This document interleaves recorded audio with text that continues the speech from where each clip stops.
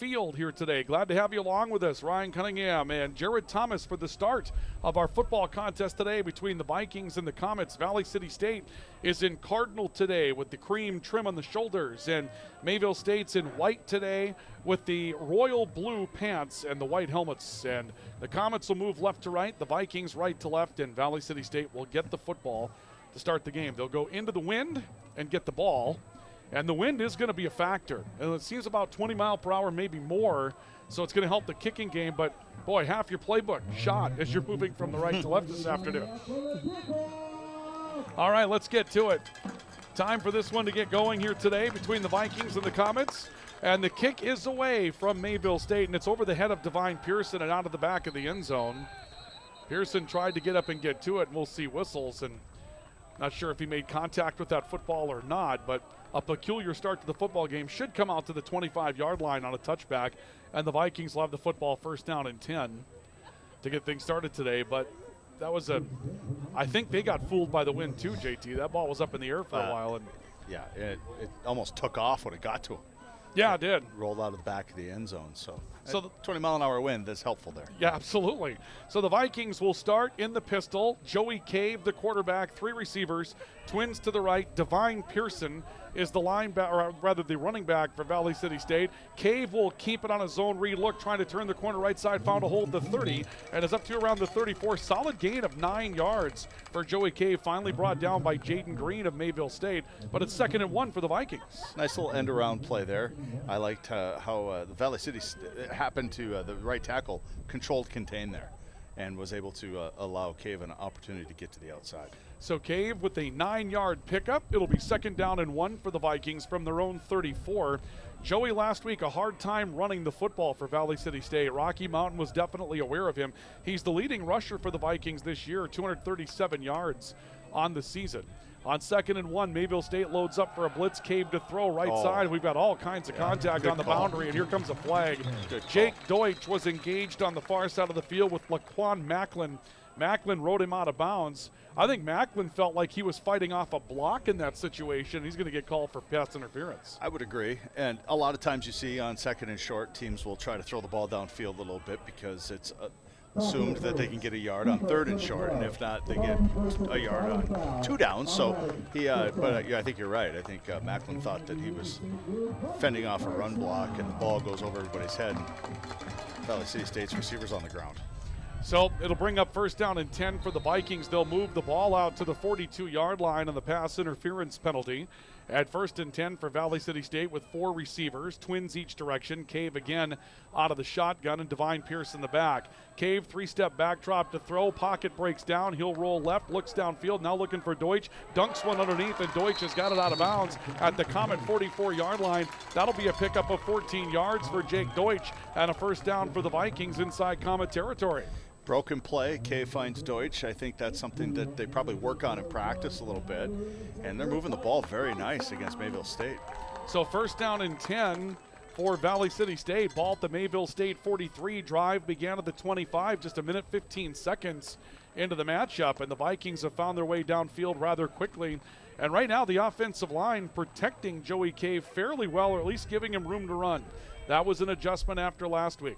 Pearson will empty the backfield in motion. They fake the screen to him. Cave lost the ball, but it's recovered. Cave getting low, ends up having the ball knocked loose. The hit comes in out of the linebacker core. Actually, rather, defensive lineman Bryson Pluger knocked it loose. And the ball's recovered by Zach Fall for a loss of 1. Yeah, Pluger read the play, and Cave met him in the hole, and I think the linebacker's going to win that most of the time, Ryan, and we saw it there. But thankfully, a very alert offensive lineman, as they're known to be, falls on the football. It stays VCSU ball. Well, and it's been a conversation piece all year between Cave and Coach Dennis McCulloch. We'll talk about it on 2nd down and 11. Cave rolling right side, throws to Xavier Westbrook, nice sidestep, makes a man miss. He's brought down from behind, short yardage, about a 4-yard pickup. Devin Woods with 40 tackles on the season and 4.5 sacks. Their leading linebacker makes a hit for a 3-yard gain. And there's been a conversation between Coach McCulloch and Joey Cave all year. Don't take hits. Don't take hits. In fact, he said Joey Cave must not have played baseball because he doesn't know how to slide. That's one of the comments that we got earlier this year. It's been a struggle for that communication piece. hard to deprogram at this point in their life, too. Yeah, that's also something he said. 3rd down and 8. 3 receivers for the Vikings from the Comet 41. Deutsch motions back towards the line from left to right. Cave looking that way, nowhere to throw. Throws underneath and finds Divine Pearson. Pearson wrestled down as he got to around the 39-yard line. Short gain of about 2. 4th down and 5 coming up. And I would almost imagine this is going to be 4-down territory. Well, they're going to change out. Jim Miller's going to come in to punt. And so the Vikings are going to kick the ball towards Mayville State with the wind at their face. Perhaps they feel like they can gain some field position this way and kind of live to put the defense on the field. And we'll see this Mayville State triple option team for the first time. Maybe we'll do the old hard count, see if we can't get them to jump. Could try that. It would not quite get a first down. Miller's going to kick it away. Line drive, end-over-end kick, and that's going to end up rolling into the end zone. That'll come back out to the 20 on a touchback, and so Mayville State will come onto the field for the first time. Jim Miller out of Fargo, North Dakota, I believe he was a Fargo North Spartan, was a backup linebacker last week. He's also the punter for the Vikings. It's how thin that's the linebacker The position. linebacker spot is an issue, absolutely, for the Vikings at this point. So now we'll see Mayville State come onto the field. Aiden Markison will come out for the first time here today. And again, we're hearing triple option. We'll see how they set it up. It almost looks like from here, it's a wing T type of look. Slots on both ends of the line, and that's exactly what it is. The fullback in the backfield, I believe, is going to be Moses Moapa. He'll get the football, and he's hit and dropped as he crosses the 20 out to around the 22 for a gain of just a couple of yards. Gavin Gerhardt, the hometown kid from Valley City, a part of it. Also Malachi Torres with part of the stop. Yeah, with a triple option or a wing T, whatever they're going to present here, like I think I told you earlier in the week, the way we were taught was just tackle everybody. Sure. The ball's in there somewhere, right? It should be. It should be. 2nd down for Mayville State. 2nd down and 8. They'll run toss left side. Isaiah Smith trying to turn a corner. Got one outside the numbers 30, 35, 40. Gouging play midfield into Viking territory. He'll step out of bounds at around the 47-yard line. But a huge hitter for Mayville State as they exploit the edge, and it's 1st down in Viking territory for the Comets. Mayville State's offensive line is very, very good. Very good. And you saw a nice lane there, and the running back still bounced it outside and picked up substantial yardage. Again, those linebackers got to get in there and got to fill that spot if they're going to expect to slow this Mayville State team down. 31 yards on that one for Isaiah Smith, and it's 1st and 10 for Mayville State at the Viking 47. They'll run dive again. Muapa in trouble, and Malachi Torres and company get to him for a loss on the play. That one was blown up on the offensive line. Savili Hypo Castillo-Lavao comes up with part of the stop. No gain. It'll be 2nd down and 10 for the Comets. Can I just say number 95? That's that's a mouthful right there. It's very, very well done. Held his ground, shed his blocker, and made the tackle. Well done. 2nd down and 10 for Mayville State. Clock moving. 9:45 to play, opening quarter. No score on our LaRue Laco Financial scoreboard. 2nd down and 10.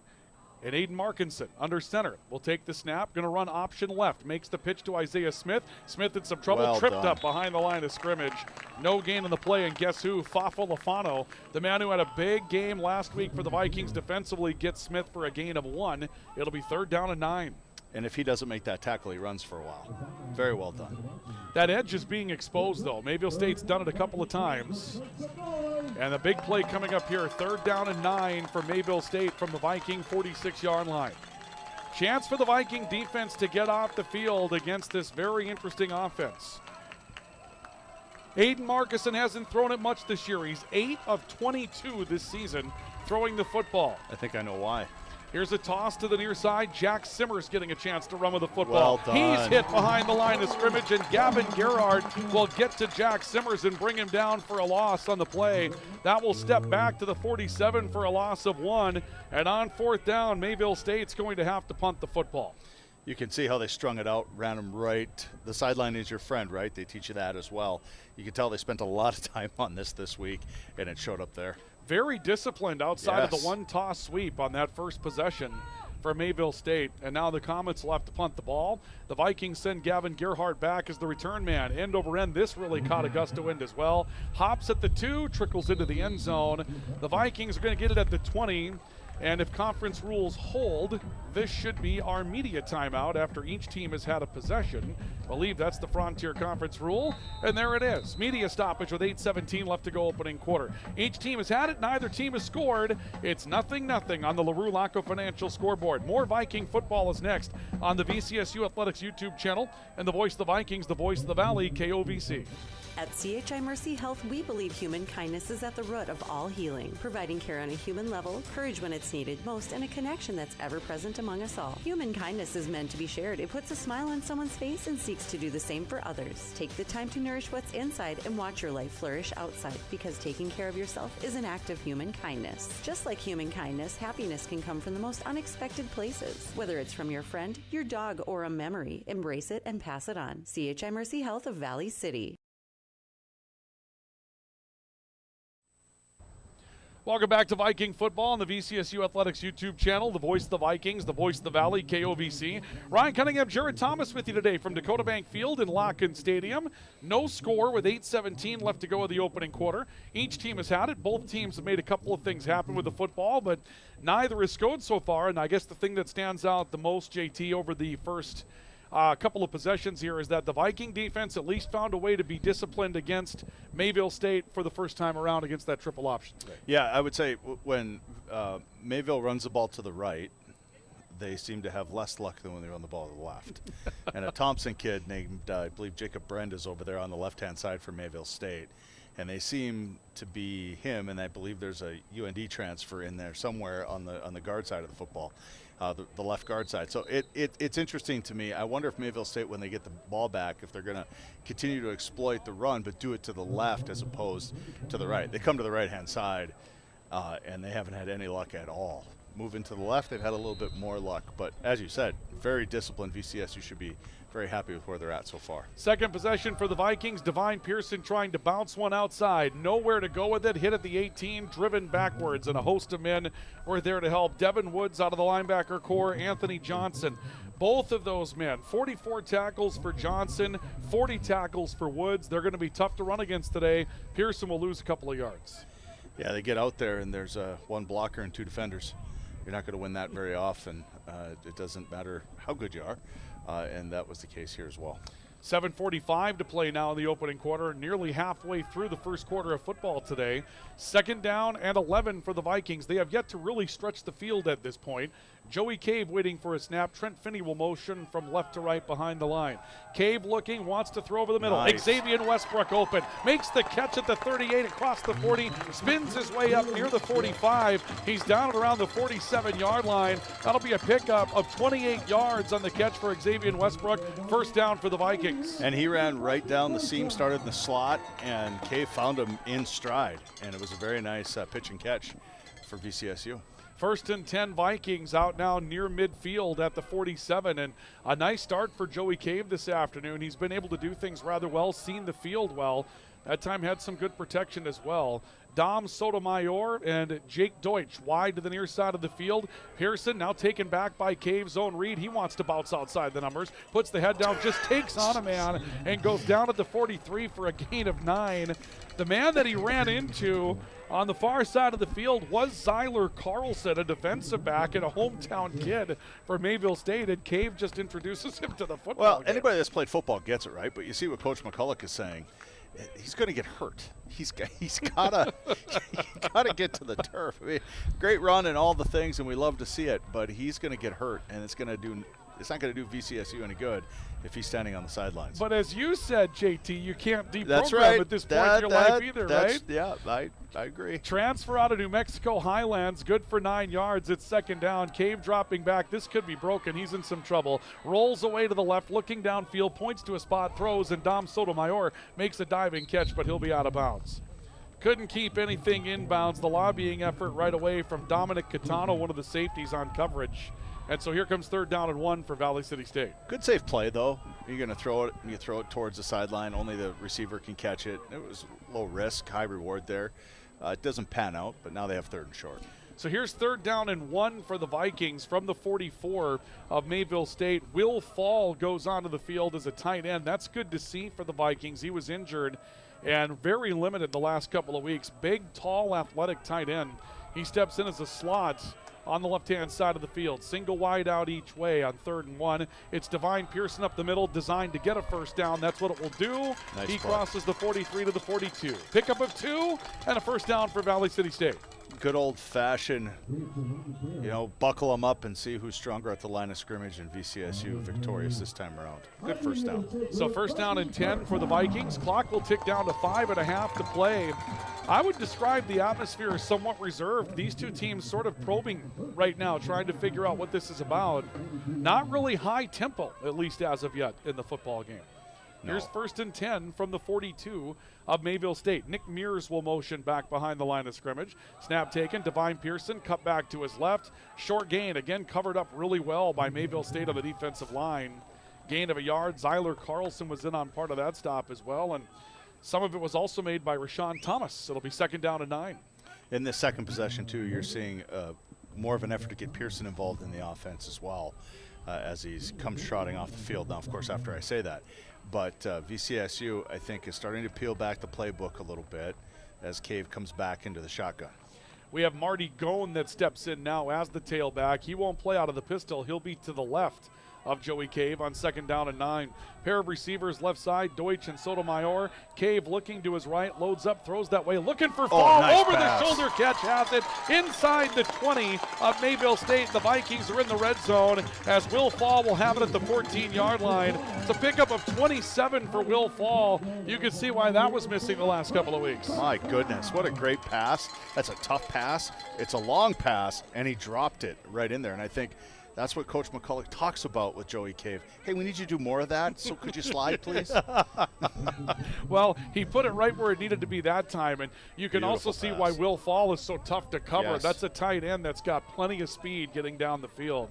So here's first and 10 for the Vikings at the Mayville State 14-yard line.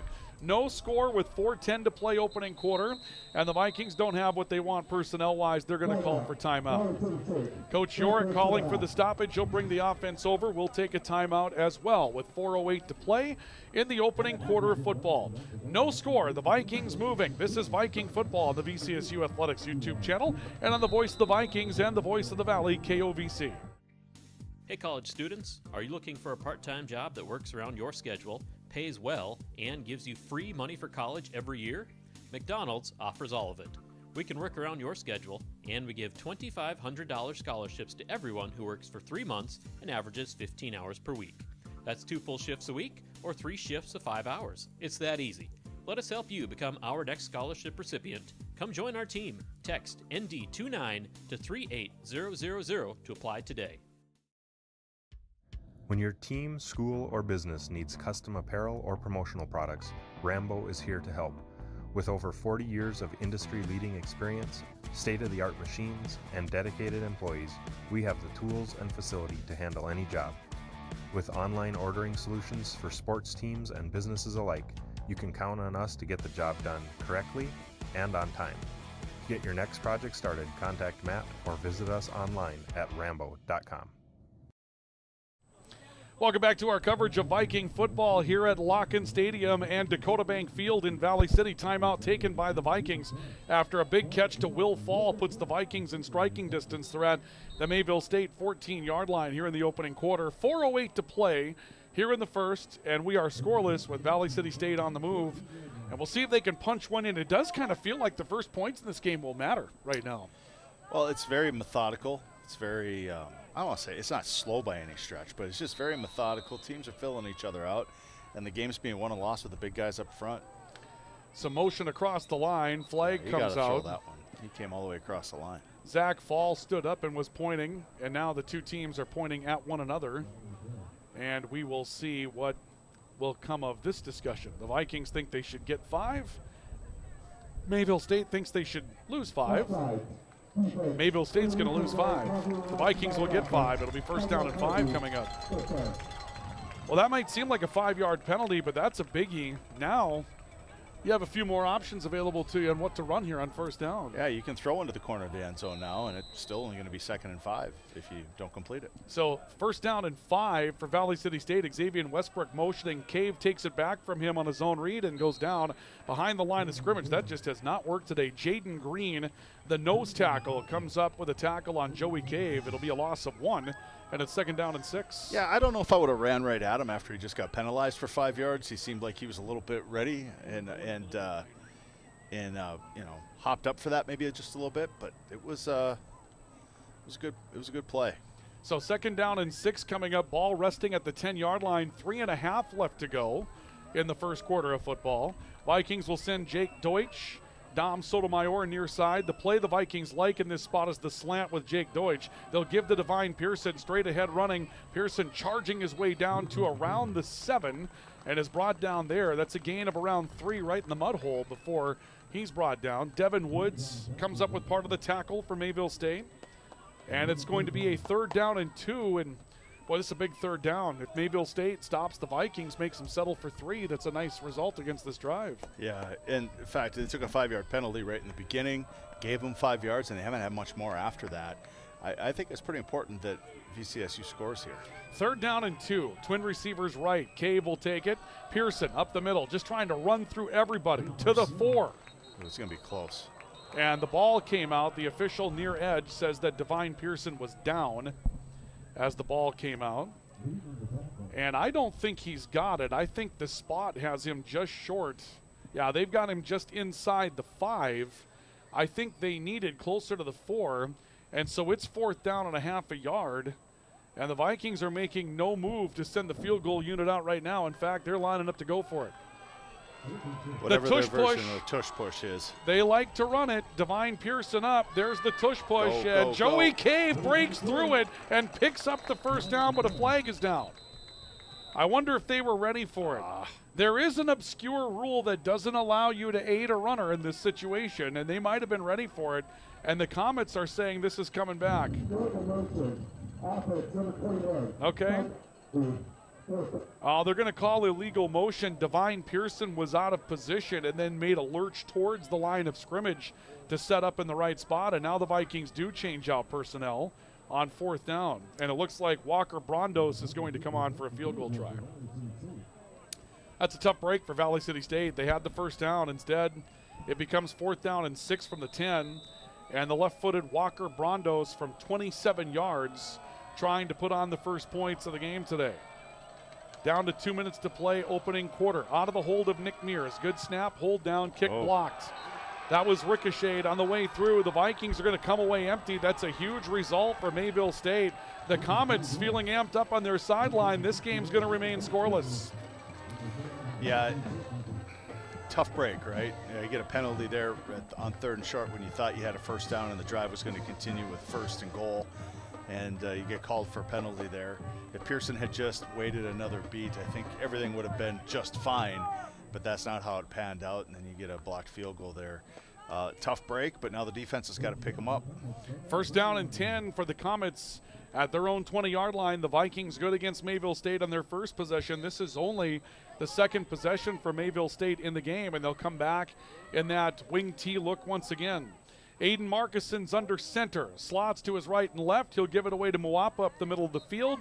Gain to about the 24, about a 4-yard pickup for the dive for Moapa. Gavin Gerhardt, Valley City native, 38 tackles on the season, leading the Vikings. Will come up with a stop, and it's 2nd and 6 for the Comets. You heard Coach McCulloch talk about it in the pregame show where they would prefer to have all 11 guys rally and meet at the football.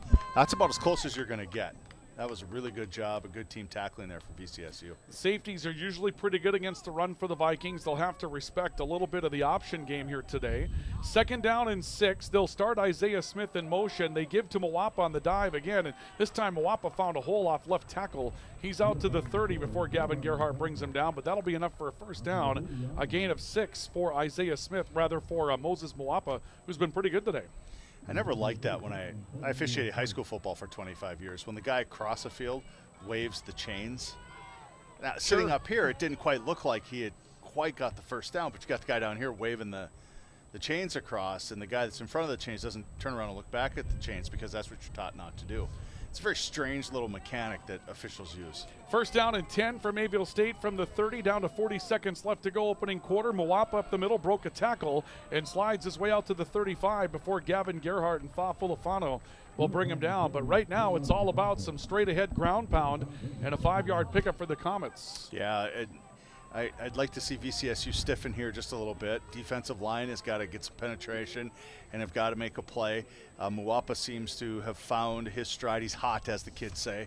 So let's hope VCSU can stiffen here just a bit. It's 2nd down and 5 for Mayville State, jumping up front. And let's see if Savili Hypel Castillo Laval was drawn off, or they're going to get encroachment. I'm fairly certain that's what it's going to be as well, although the officials are talking about it. I don't know if I agree with it, though. Yep, it'll be offside against Valley City State. Mayville State will pick up a first down for free. And that may end up being the final action of the opening quarter. Clock with only 6 seconds left to go of the first. And I don't know that Mayville State would have to snap the ball again. They'll start the clock after the penalties enforced, and the Comets are going to say that's enough of that, and we'll go against the wind starting the second quarter of play. Nothing decided through one. The Vikings, a couple of good opportunities to move the football, but they come up empty after a blocked field goal. The Comets have the ball for just the second time today. We are scoreless at Lock-In Stadium and Dakota Bank Field. We have more coming up as we continue with Viking football next here on the VCSU Athletics YouTube channel and the voice of the Vikings and the voice of the Valley, KOVC. Hi, this is Clint from Central Avenue Health Mart Pharmacy in beautiful downtown Valley City, your only locally owned pharmacy since 1989. When you're locally owned, you care about your community and your customers. We offer a great selection of gifts and toys, as well as yarns, fabrics, sewing, and crafting. We are here for you from 9 to 5:30 weekdays and Saturdays 9 to 1. For all your pharmaceutical needs, give us a call, 845-5280. Health Mart, taking time to listen and care. Grotberg Electric believes in quality first, taking pride in the work and standing behind every project they do. They bring together the power, technology, and experience to keep your business online. The success of Grotberg Electric depends on 3 major ideals: the quality of their products, the commitment to their customers, and most of all, their customer service. Call Grotberg Electric today at 845-3010 or visit them online, grotbergelectric.com. Welcome back to Viking football. We move to the second quarter, and Mayville State with the football. No score between the Vikings and the Comets. The Comets from their own 40-yard line. Moses Moapa again, and this has been 5 yards each time that he touches the football in this possession. The fullback for Mayville State carries out to the 45. 61 carries for 236 yards this year. He's done the blue-collar work, and he picks up 5 more in that sequence. Yeah, and they're just turning and handing it to him now. I mean, he's like I say, he's hot, and so they're continuing to get 4 or 5 yards a pop. They'll take that all day. So here comes a 2nd down and 5 for the Comets. Single receiver goes to the right side, but they've been in their wing T look all day. They motion out of it. Markison wants to throw. Throws over the middle of the football field. Nobody home. Here come all kinds of flags. I would agree with that. The defensive back on the play was James Don, the transfer out of Northern State. Kelby Azure was the targeted player. He was the tight end for Mayville State, and there was a lot of contact downfield, and I think like what happened earlier with the Comets, I'm assuming that James Don thought he was fighting off a block on that play, couldn't get off of it, and made contact. And so, yeah, that's interesting. By the way, I prefer the college rule better than the NFL rule, where it's just a 15-yard penalty from the line of scrimmage, a pass interference is, as opposed to the NFL rule where it's a spot foul. Sure. It seems to be the punishment better fits the crime in this case, and they did get the defensive player for it, although he thought that the receiver engaged with him first. The officials disagreed. This time a receiver goes to the right. Isaiah Smith in motion. Muapa behind the line of scrimmage plunges forward for 6 yards. Well-designed play. You fake that jet sweep with Isaiah Smith, and it opens something up for Muapa, who runs over a couple of Vikings who are down as collateral damage on the way through. Mosiah Rogers-Tavao gets the tackle, but it's a 6-yard pickup. 2nd down and a short 5 coming up here for the Comets. And Rogers-Tavao comes off the field with a little bit of a limp to him, and Valley City State, with their depth issues on defense, they don't like to see that. Not at all. Here comes 2nd down and call it 5 for Mayville State. Underneath center again, Markison. Moapa right side, nice tripped play. Up this time in the backfield. He'll go down. Tequez Chapman got in for the stop. A dive forward for about 2 yards for Moapa. And here comes 3rd down and 3. Another big play, although this is likely 4-down territory for Mayville State. Very nice penetration on that play, and he made a heck of a tackle right at the line of scrimmage. So here's 3rd down and 3. The Viking crowd trying to rally. Markison under center. They motion a receiver or a slot. And now a look to the sideline to check off to a new play. Back under center is Markinson. Moapa's the back in the backfield. They'll motion again. It's Moapa right side. Makes a cut over the middle. Spins his way ahead of the 30.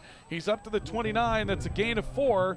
Move the sticks as another tackle from Gavin Gerhardt coming up to fill the spot. 1st and 10 coming up for Mayville State. They're now at the Viking 29. He made Malachi Torres miss, and that was enough for him to get the first down. So it was a very, very well designed, very nice run, and the running back makes a nice move there at the line of scrimmage, enough for the first down. 1st down and 10 for Mayville State, the Viking 29-yard line. 12:40 to play here in the opening half, and the Comets looking for the first points of the football game. Markinson running option near side, took a hit and made the pitch to Isaiah Smith, and Smith is escorted out of bounds at the Viking 23 for a gain of about 7. Now on the back end of that play, you have to respect an option quarterback. Aiden Markinson took a shellacking, but that's what it takes to keep that good pitch relationship with the tailback. Well, you want to run the ball. You get what you get, and that's true with the quarterback too. If he makes a motion like that, he's a running back just like anybody else. And we saw it with Cave. Cave's like a linebacker playing quarterback, though. That guy, he didn't even think about sliding. Markinson's under center for Mayville State on 2nd down and call it 3.5. They'll motion Smith behind the line of scrimmage. Markinson wants to throw. Coffin corner of the end zone. Pass is bobbled and incomplete. Well defended. Khalil Toney was the defensive back on that play. Lots of contact there as well, but they'll say jump ball, no foul, and Cameron Spaeth was the targeted receiver. Cameron Spaeth has only 5 catches for 155 yards this season, so they're used to breaking a big one when they get him the football. Yeah. There's one-on-one coverage out that way, too. I thought it was a heck of a job by the defensive player. And again, I thought the officials got it right. You're right. Lots of contact, but the officials just let it go. It was a good play. So here comes 3rd down and 4. Again, likely 4-down territory. The Vikings need a stop. Aiden Markinson under center. He'll give to Moapa, who's hitting the backfield, and new fullback, rather. A 2-yard pickup here. And this will be, well, they've got some numbers changes today for Mayville State. That's going to be Axel Anderson, no, Blaine Smith, rather. Freshman running back out of Stephen, Minnesota. He'll pick up 2. Not one of the men we expected out of the plethora of men we expected to run the ball today. He picks up 2, and it's 4th down and 2. And we'll see Moses Moapa coming back into the matchup on 4th down. Comets going to go for it. Here's a huge play in the football game in the opening half. Mayville State trying to continue a drive. Play action, and we'll see a step up by Markinson. Nice. He's hit, trying to struggle. A lot of it won't get there. He's down for a loss, and the Vikings will turn them over on downs. It was Aiden Russell, the linebacker, that came up with the first shot. Fafalofano and friends come in to help off with the tackle, and Valley City State gets the football back, stopping the Comets at the Viking 23. A very strange play call, though. I would have thought you would have just given it to Moapa all the way up and down the football field. Sure. They need 2 yards. And now we start calling gadgets. Very interesting. It works out for VCSU's to their favor, but just a very strange call. Just give it to your horse and let them continue to run. Instead, the Vikings get it back. 1st down and 10. Speaking of the horse, Marty Gone will come back onto the field for the Vikings. We saw Divine Pearson come out of the game recently, although no reason to believe Divine won't return, but this is Gone's series. Pair of receivers to the left, flags. And Mayville State seems to believe the Vikings have committed an infraction. And they did. There will be a false start penalty against Valley City State. Coming up at halftime, we'll take you through the numbers of this first half of play. And we'll obviously get a news and weather update as well. We'll get ready to go with second half action. We got a ways to go before that with 11:09 to play. 1st and 15. Those of you that are taking it on radio around the area with a very busy fall harvest that's underway. Man, every field, one after another, is coming off today. It seems like today was the day to go work. It's a beautiful day for it, too. Absolutely. 1st and 15 for the Vikings. Single receiver goes each way. Will Fall back in as a tight end left. And Joey Cave waiting for a shotgun snap. Play action to go, and he wants to throw. Lots of time, now going to run out of the pocket. Runs laterally, now hit by Woods, and will go down at the 19-yard line. I don't know if I would have allowed that. Kind of shoved him to the ground after he had him tackled there. I mean, maybe I'm showing my age a little bit. I thought that was a little unfair, Ryan. Devin Woods has been a Mayville State University Comet for about 9 years now. Been following them for a few years, and it seems like every year Devin Woods has been in the linebacker core. He's been around for a while, and so going to be one of their more experienced linebackers, and you can tell that experience has led to some success. It's second down and 14, a gain of 1 for Cave. Cave drops back under duress and is going down for a quarterback sack back at the 11-yard line. Ooh, I thought I saw a little swipe of the face mask there. Be a loss of 11 on the play, and that was a jailbreak from the moment things got started. The Vikings had very little protection up front. Marcus Johnson, 7 tackles for loss this year. He and Jaden Green have been a really nice team, and on that side, you see Devin Woods out there. That's 14.5 tackles for loss this year in their left defensive end and left outside linebacker. That's a very strong part of their defense. Yeah, and this is getting a little out of, I think, what VCSU would like to do with the football. I don't think they're really built to be slinging it all over the field. This case, though, I'd send Westbrook right down the sidelines and tell Cave to throw it up and get what you get here. He's the receiver on the left side on third down and 22 for the Vikings. Cave stepping up, hit, steps out of it, throws underneath, the pass incomplete. He had Jake Deutsch open, but had to sidearm it through a couple of defenders and had to keep it low. And Mayville stayed an impressive defensive stance. The penalty didn't help, but it's 3 and out for the Vikings, and the Comets are going to get a short porch after a punt, although the wind will aid Valley City State here. Yep, need a good kick. Get them to start on their own side of the field would be helpful, and you got the wind to do it. So should be, assuming he gets all of it, should be work out okay. So 4th down, and Jim Miller will come on to receive a punt snap for the Vikings. He'll be about 3 yards deep in his own end zone as he takes this one in. The deep man is Isaiah Smith back at around midfield. Miller keeps it low. Interesting. End over end roll. Going to cross the 50. Will be picked up by Smith just as he steps out of bounds on the Vikings sideline at around the 41-yard line. We hear some whistles rather. We don't see a flag at this point though. We may have a media stoppage coming up here with 9:29 to play in the opening half of football. Let's see. They're going to bring it back to the 41-yard line. No, we're going to keep things moving. So 9:29 to go, and Mayville State will get the ball back. And if the rules were explained to me correctly, I just got this explanation this week. Each team has a possession media timeout, but I don't know. We'll see. White Hat needs somebody to help him with that. You would think. First down at 10. Aiden Markuson under center. And again, the wing T formation. Jack Simmers in motion. They run a counter to the near side of the field. And this is going to be brought down to the 44-yard line for a gain of 3. The man running, Peyton McGregor, 14 carries for 198 yards this season. Again, they have a number of men that they move in and out of that situation. That'll be a gain of 3, and it's second down and 7 for the Comets, their own 44. I thought that was a really nice play by Rogers Tavo. Yeah. Tavo, a very nice play. Strung it out, kept contained, and then eventually just put his head down. As I saw a majority of the defense going the other way, he stayed home. So very, very well done. Second down and 7 for the Comets at their own 44-yard line. Mawapa steps to the right in the backfield. They'll run toss with Jack Simmers, and Simmers hit behind the line of scrimmage, goes down right at the line for no gain. They were on top of Jack Simmers, and they were on top of him quickly, and some of the reserves for the Vikings getting into that action on that play. Taryn Larson was out on the field at that point. Good to see him back healthy again for the Vikings. He was out of the lineup last week, comes up with part of the stop. Here's third down and 7 for Mayville State. Big play early in the ball game here.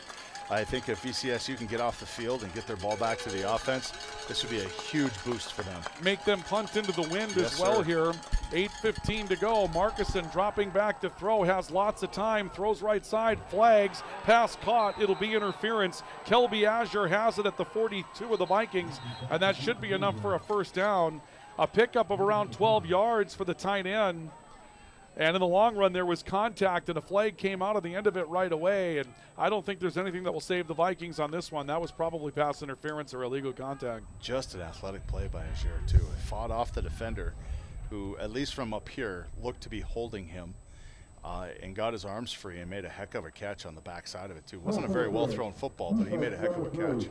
They're going to decline the penalty in favor of the catch for the first down. And so first down and 10 from Mayville State at the Viking 43. There are a couple of hometown favorites for this Mayville State team, and Kelby Azure is one of them. Native of Portland, a Mayport CG Patriot. And then the other, Zyler Carlson, who we've mentioned today. He's a Findlay, North Dakota, Findlay Raider.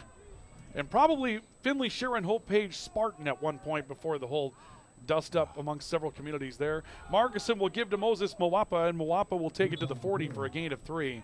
And it'll be 2nd down and 7 coming up as the Vikings get after the fullback up front. Another tackle from Tequez Chapman for Valley City State. Moapa right, Moapa left, and 4 yards each time. Yeah, that time about 3. Little better job of the dive on the fullback that time for the Viking defense, but that is something that hurt Valley City State in their last possession. Sun breaking out, wind still a factor here today at Dakota Bank Field in Locken Stadium, but a beautiful day nonetheless for a game. And now a change of formation for the Comets. They go to 2 receivers on the right. Moapa again straight forward, picks up 5 and got stacked at the Viking 35-yard line. And it'll bring up 3rd down and 2 coming up for Mayville State. Well, I'll tell you what, this style of football that Rocky Larson is playing, it's not going to win any beauty contests, but it's effective.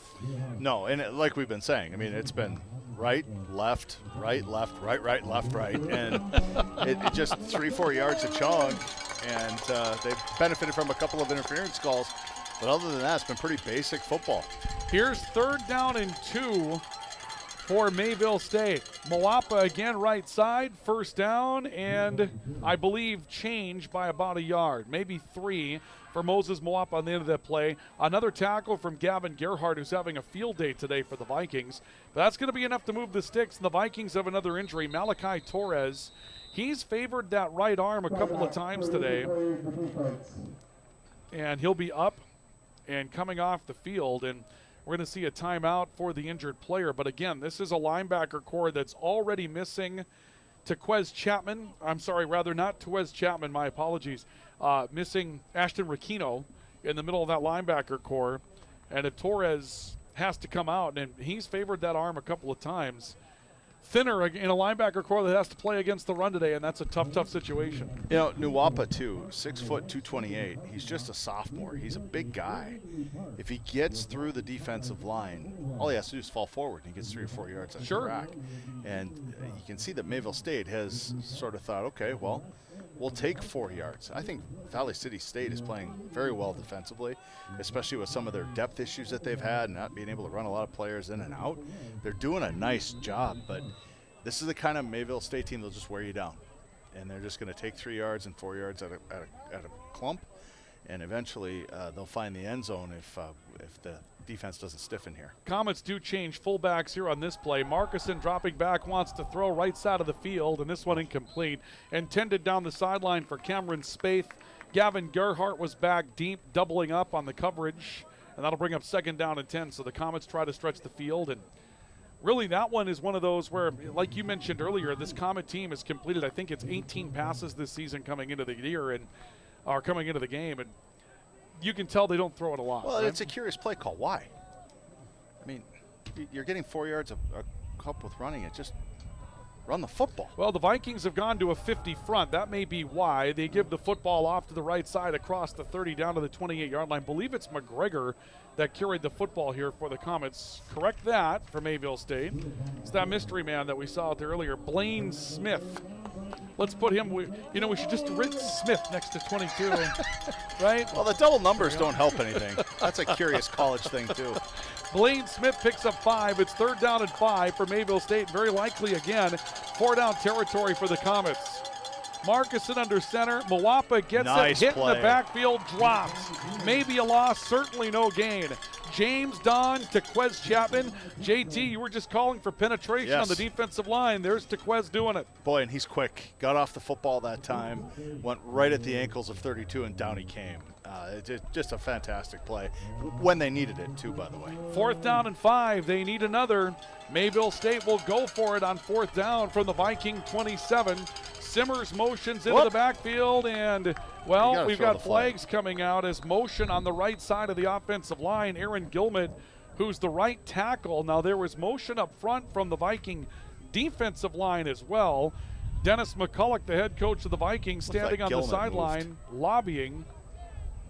64 on the offensive line moved. Well, Mayville State's reacting as if they're unhappy with the call here. Let's see. Yeah, good call. Procedure penalty against Mayville State.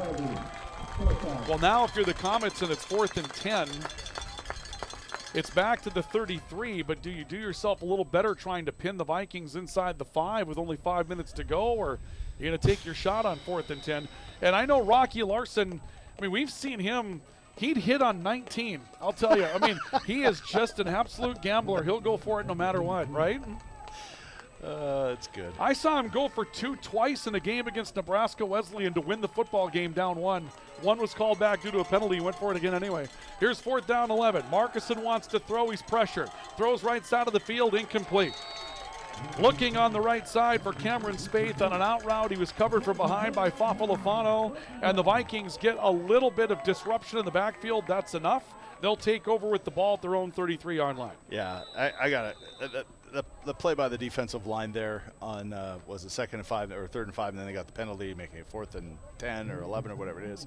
That was really the big play of that drive. And again, we just talked about it. Mayville State's not built to throw, so when they get into 4th and long, there's not really a lot of options that they're going to do. That's not a big part of their game or anything that they do very well. And he went for it anyway. I don't know. I mean, this is why you and I get the medium-sized bucks and Rocky gets the big bucks. Is what do you do there? I'm sure all the analytics. I don't know how much college football is into the analytics, but the analytics tell you to do one thing and maybe you do another. But here again, I mean, he doesn't leave his defense in really bad shape. Valley City State is going to go with the wind here a little bit. So, you're giving that up a little bit, but I think you have a good faith in your defense. And so far it's just been grind. It's just been a grind for both schools. Absolutely. So yeah. We'll see. I think put some points on the board here. You got to feel pretty good, and it's going to eat up most of what's left of the clock, if not all of it. Yeah, so the Vikings will have the ball for what could be the final possession of the opening half of play. And we'd love to give you some numbers. We don't have the live stats available to us this weekend. We'll have to check in and make sure we get a stat report at halftime and get the numbers from the first half of play. But obviously the running game at this point would favor Mayville State. They've been very good with the run today. The Vikings have thrown it a bit more successfully, but the key statistic is 0, as in no points on the board for either one of these teams at this point, with a clock down to 4:40 to play until halftime. Something's got to shake something loose, and you think really for both teams right now, okay, you've done what you can. It's going to take the next thing to try to shake this thing loose, and we'll see what the Vikings can do here with the football. Back into the game will be Caleb Tork playing both ways now. Tork is going to be a receiver on the near side of the field along with Mears and Jake Deutsch. Joey Cave, calling the ball back on his own read, takes another pop as he gets his way to the 34 for a gain of 1. If you're gonna run option, and I know, let's run it through. Zyler Carlson the stop. If you're gonna beat Joey Cave and run, then when that lane opens up to your right, you got to go upfield. He tried to bounce that outside, and you're not going to win a lot of foot races with outside linebackers out there. I get the feeling too that Joey doesn't want 5 yards. He wants 55 yards. Right. And that's, I mean, again, back to deprogramming. That's hard to get him to want to do that. 4 receivers for the Vikings on 2nd down and 9. Devine Pearson on the left tries to get low, stacked up, maybe got a yard, maybe 2. A generous spot would put him at the Viking 36. But there was a host of traffic out there led by Jaden Green again and Bryson Pluger on the right side of that defensive line. 2-yard pickup. Here comes 3rd down and 7 for the Vikings. Clock down to 3:40 to play in the opening half. First down here would be a pretty good confidence builder for this offensive unit. Need to pick something up. Devine Pearson in the backfield out of the pistol. The Vikings will make another change in their wide receiver core here. We'll see Cassius Astiani back onto the field as a wide receiver. A throw off the back foot for Cave. No chance to find Xavier Westbrook out of bounds. And short possession for the Vikings. Here's the concern going into the locker room. That's going to be 2 straight 3-and-outs for Valley City State offensively, and didn't have much of an opportunity to build themselves a first down opportunity even in that sequence. No, I think you saw the first play where Cave got stopped pretty much at the line of scrimmage or maybe a little bit behind. And again, back to how these teams are built, trying to run a passing play. And so we give to Pearson, and he gets stopped after a couple yard gain, and then not much on 3rd down. And so, I think the clock kind of scared him a little bit, but got to get back to 4 yards in a cloud of dust. Well, speaking of the clock, this snap comes with about a half second left on the play clock. Kick is away and well over Isaiah Smith's head. This going to roll and end up in the end zone. And that's okay. That's not a bad change, no. Even with the ball coming out to the 20 on the touchback, that's going to be a change of field position by about 43 yards, which is pretty good considering it's a touchback. 3:08 left for Mayville State to work with. And the Comets with all 3 of their timeouts left to work with as well. No score. Boy, this has been a real grudge match at this point, hasn't it? Yeah, I don't know if anybody would have said that coming into this, right? I think they would have expected, especially after what Mayville State did last week, they would expect more points. But the VCSU defense showed up ready to play today. Depth challenges be damned. So here's Aiden Marcuson under center. Wing T look again on first down. Moapa trying to cut back right. Very little room to work with. He'll plunge ahead for maybe a couple of yards to around the 22.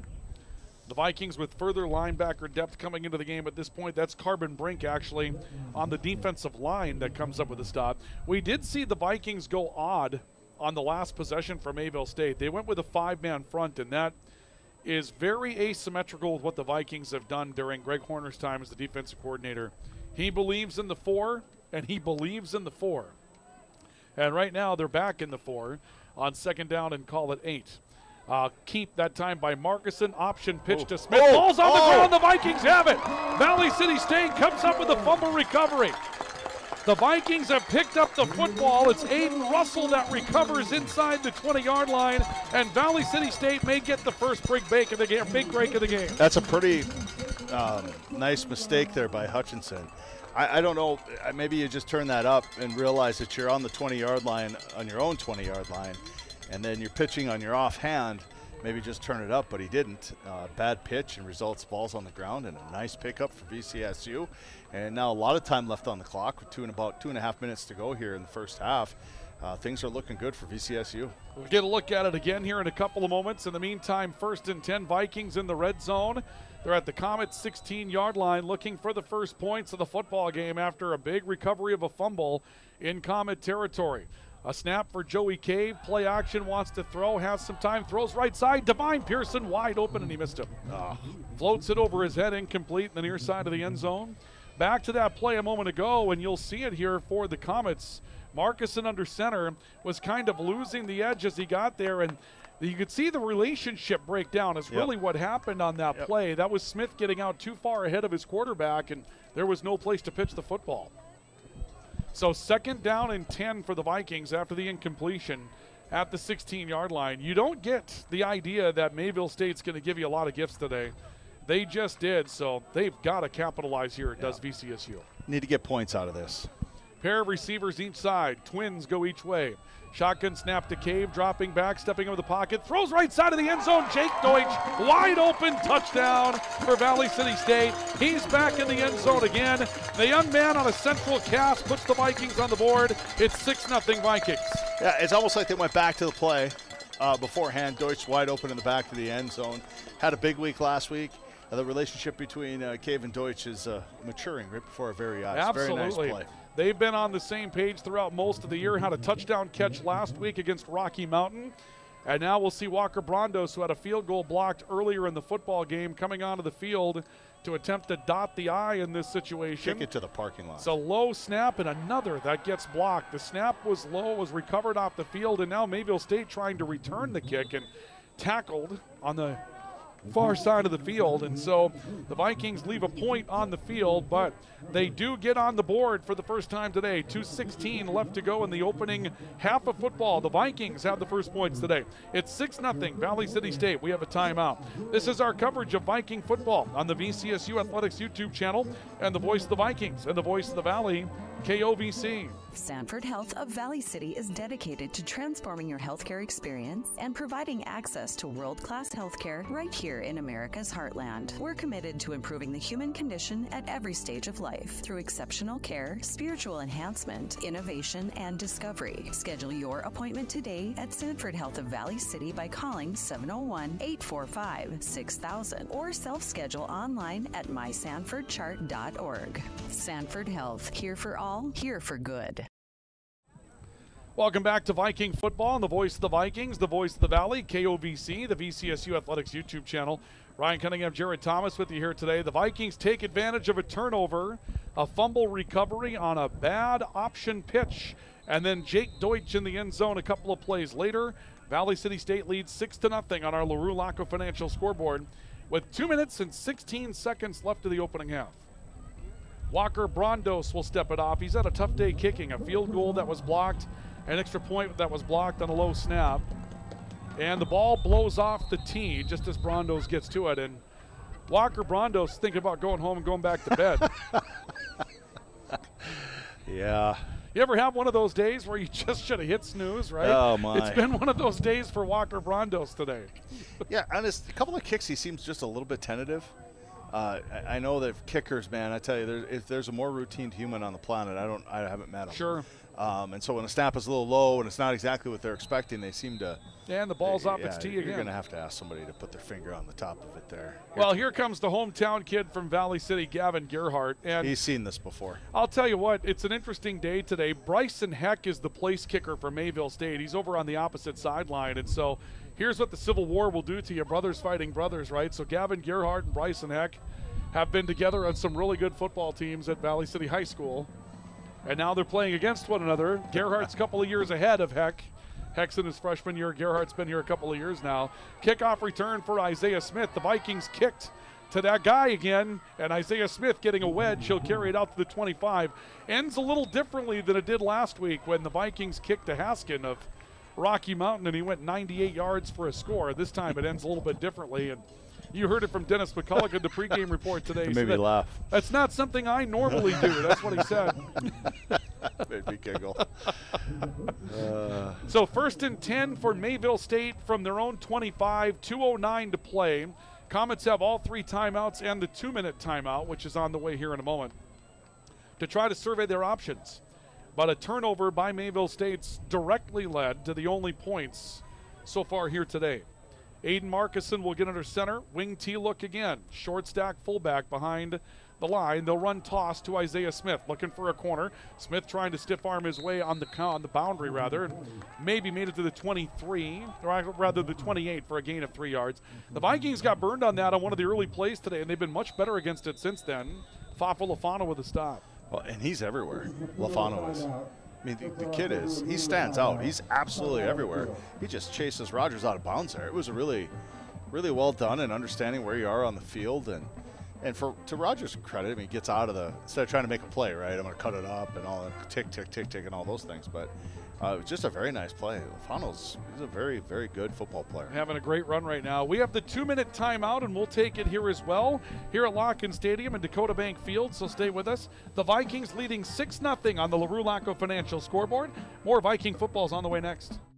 Why choose Professional Eye Care Centers? 3 great reasons are Dr. Bond, Dr. Freilich, and Dr. Jangula, 3 of the most educated professional optometrists you'll ever meet. Next is their many locations. You can now see one of their spectacular doctors in Jamestown, Valley City, Carrington, Edgeley, Ellendale, and Lemoore. And finally, their fantastic selection. And yes, all of their frames and lenses are backed up by warranty. Visit ProEyeCareCenters.com and make an appointment today. Professional Eye Care Centers, clearly the best.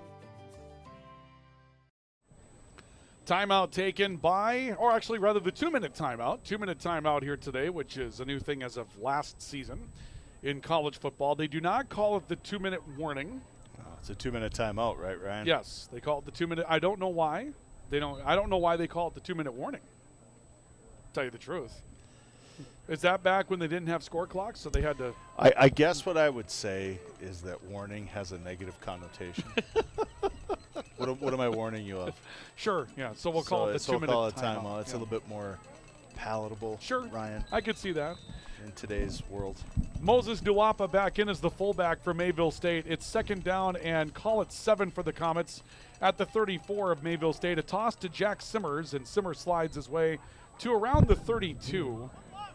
Gain of about 3 for Simmers. It'll bring up 3rd down and 3. Clock to 1:15. Mayville State not making any mention of a timeout here. Now, if you're Coach McCulloch, are you thinking about maybe using your timeouts here to try to get the ball back? And I think if he had 3, he would have used one there. He's got 2, took one earlier.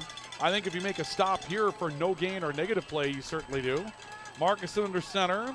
He'll give to Nuwapa, who drives forward, and Nuwapa may be short.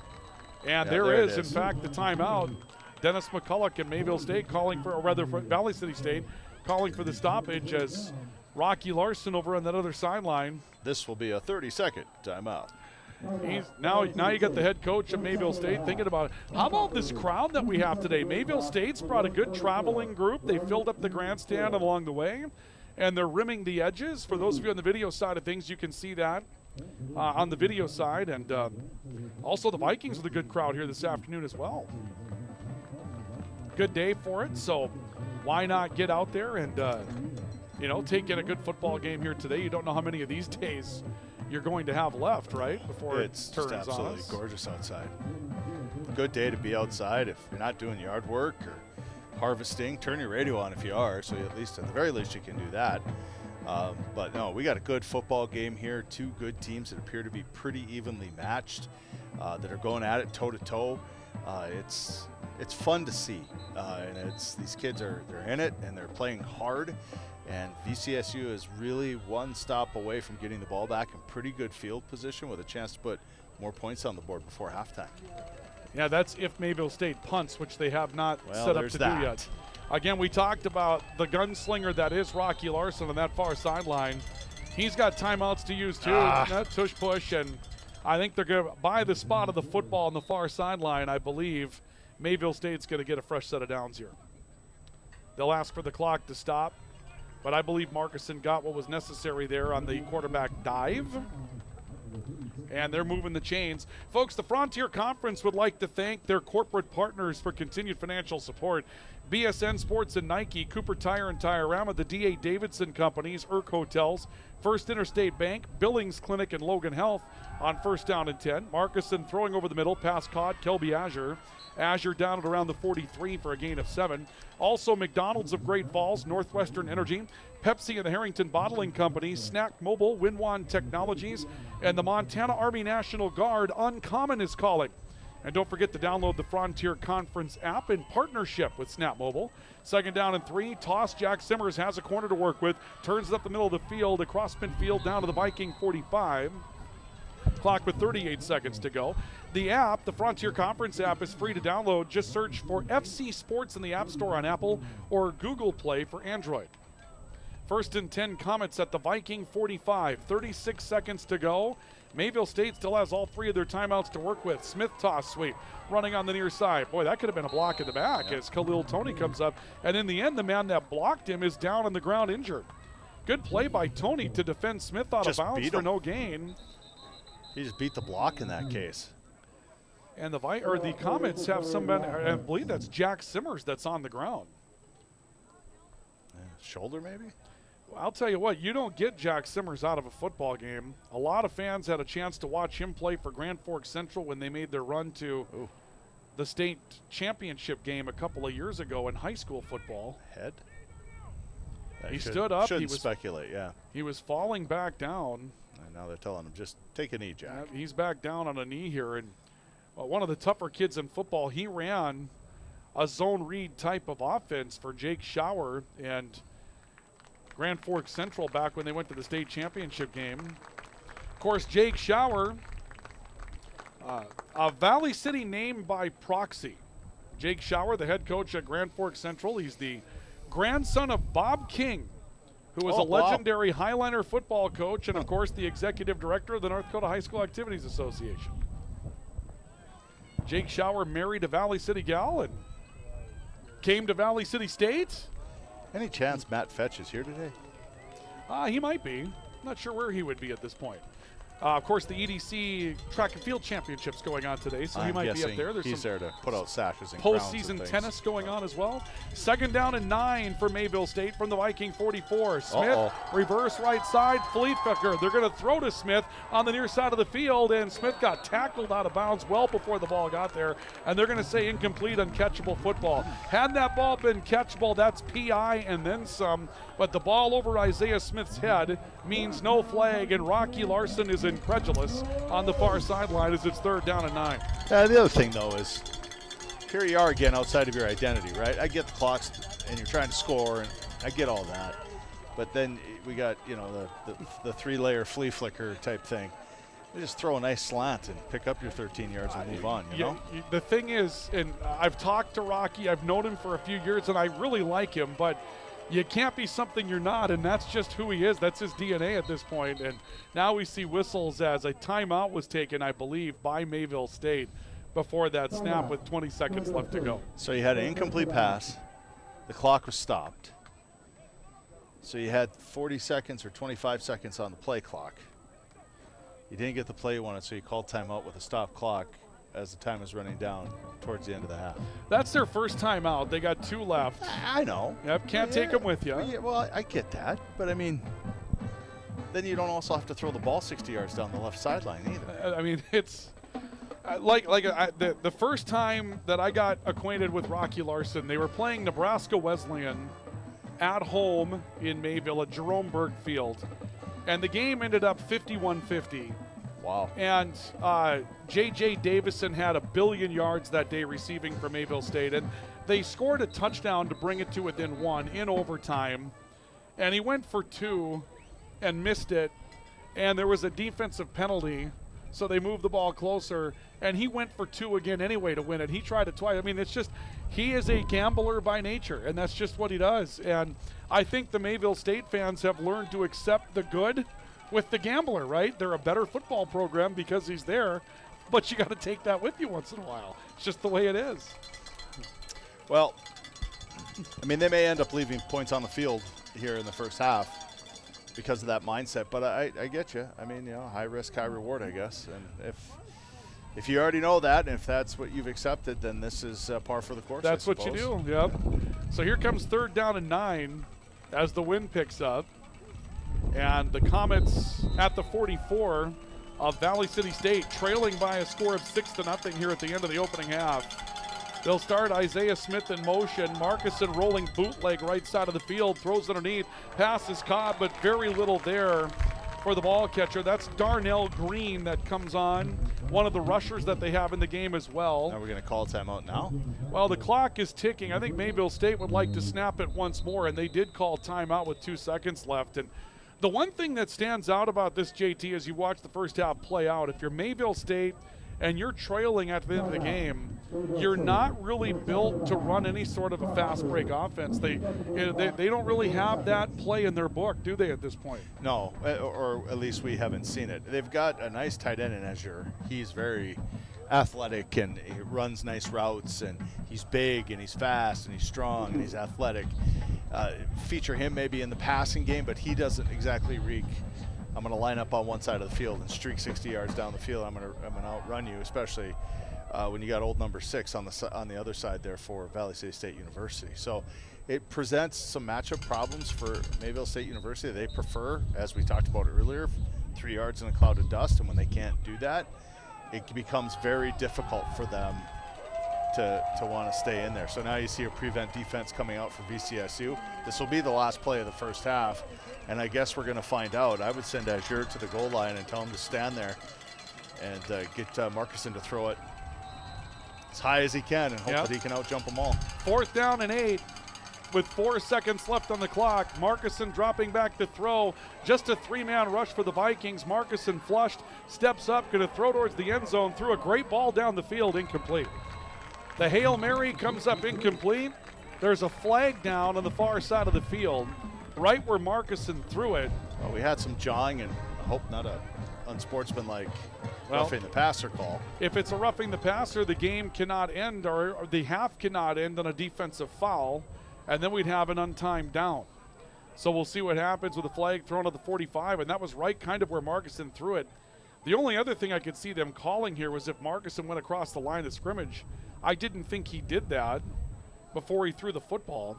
There are a handful of Comets that are gathering around the discussion right now. As an official, if he was beyond the line of scrimmage, you just pick up the flag and say there is no flag on the play. It's over. Yeah. That's about all it could be. Oof.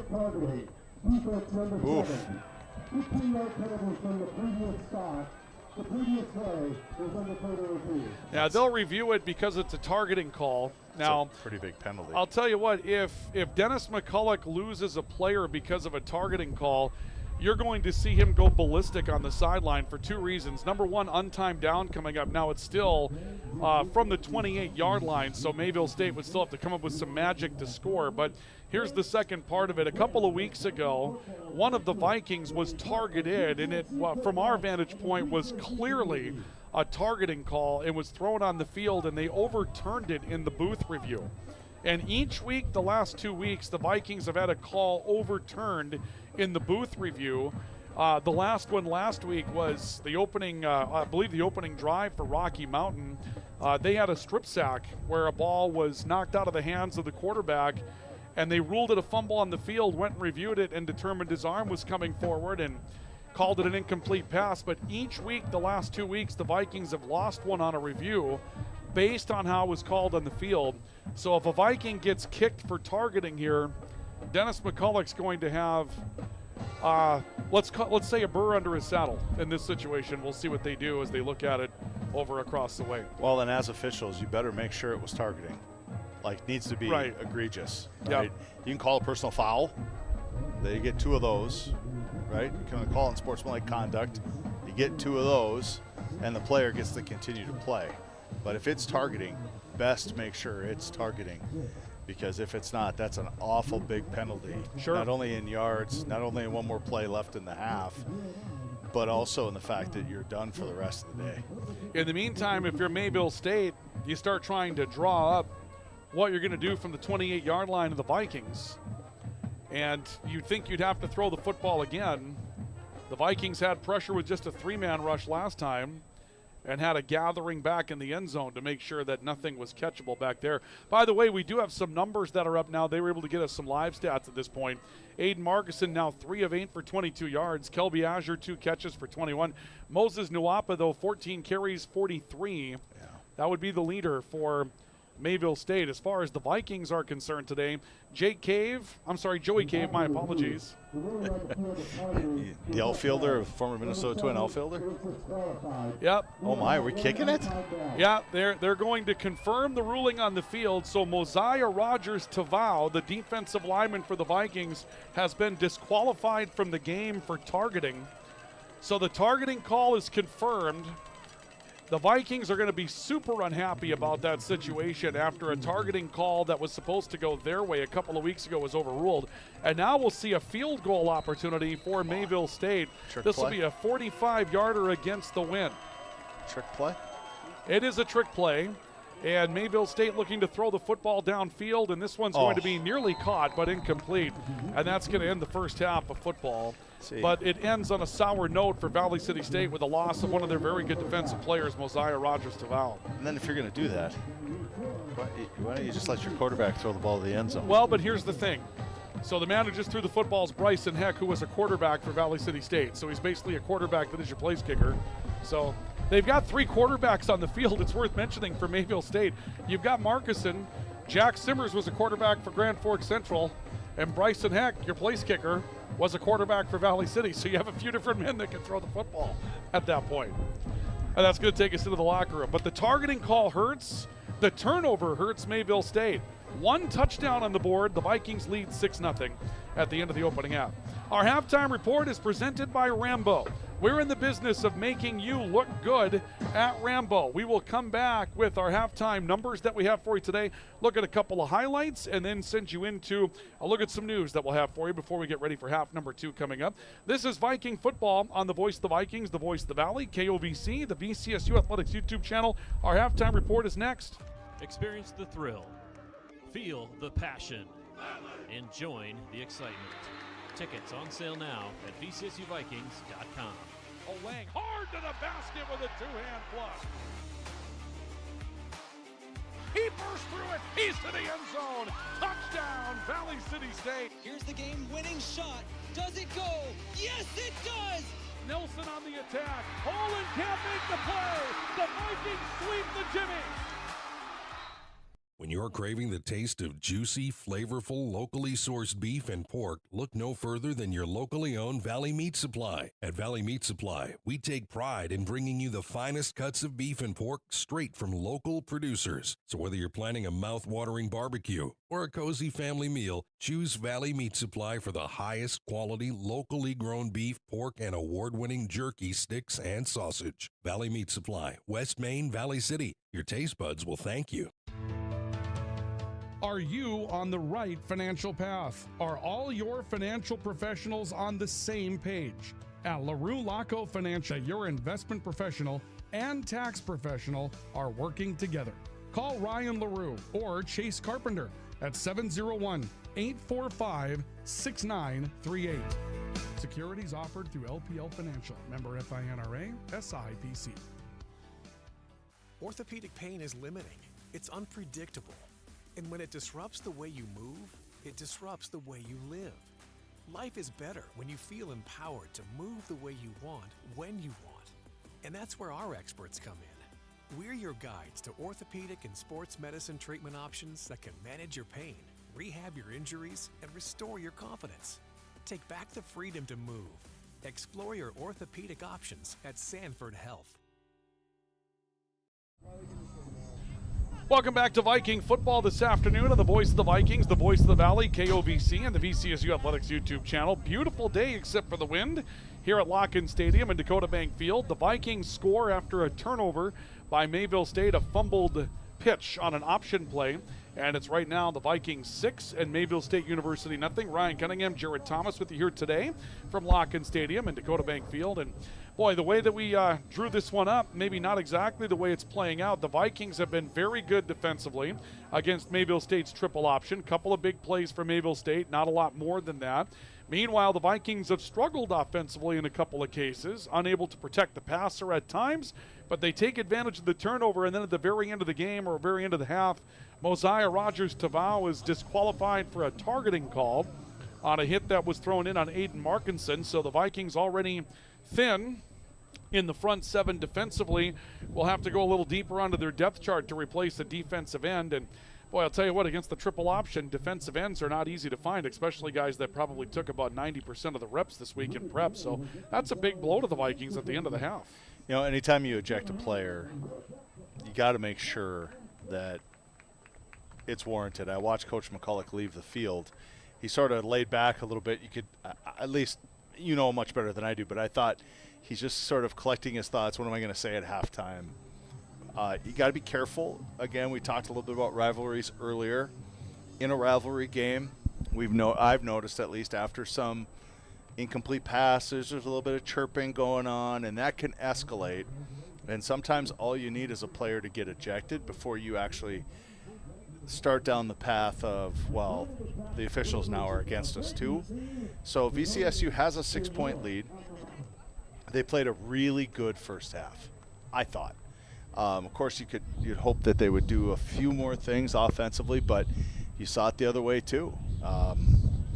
Anything outside of, right, left, belly left, dive right, dive left, really didn't happen for Mayville State because the defense of VCSU stood tall and really put a hammer to them. And when they get outside of that identity, they really struggle.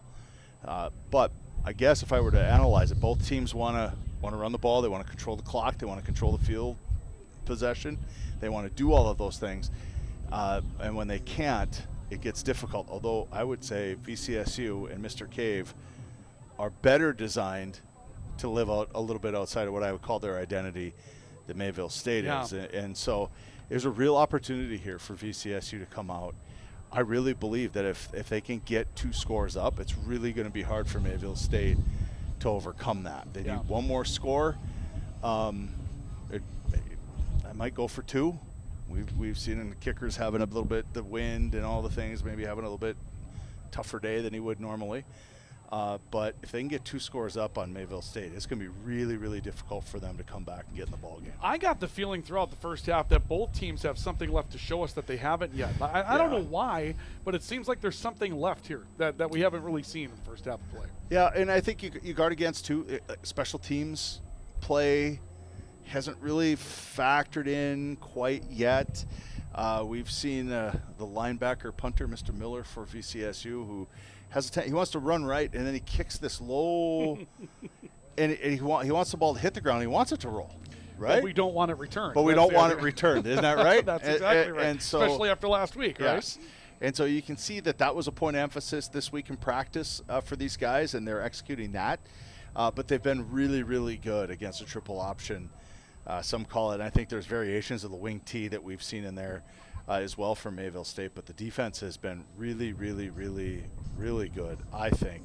It's been a lot of bending and not breaking, and just an unfortunate play there right at the end of the half. And, boy, he's having a nice game too. Yeah, well, we'll see what happens going into the second half there. Take a look at a couple of the big plays, and these were the two big plays. They happened late in the opening half. First is the turnover in Mayville State in their own end, and we'll see Aiden Markison just lose relationship with Isaiah Smith. The ball got too far behind Smith. It's recovered there by Aiden Russell for the Vikings. That gave the Vikings an opportunity, and 2 plays later, they would take advantage. This is Joey Cave stepping up in the pocket, a wide open Jake Deutsch in the end zone for the touchdown for Valley City State. So the Vikings take advantage there in a couple of big plays to go up by a score of 6-0. As far as the numbers at the end of the opening half, Joey Cave 6 of 10, 91 yards, a score. Also taking a sack today.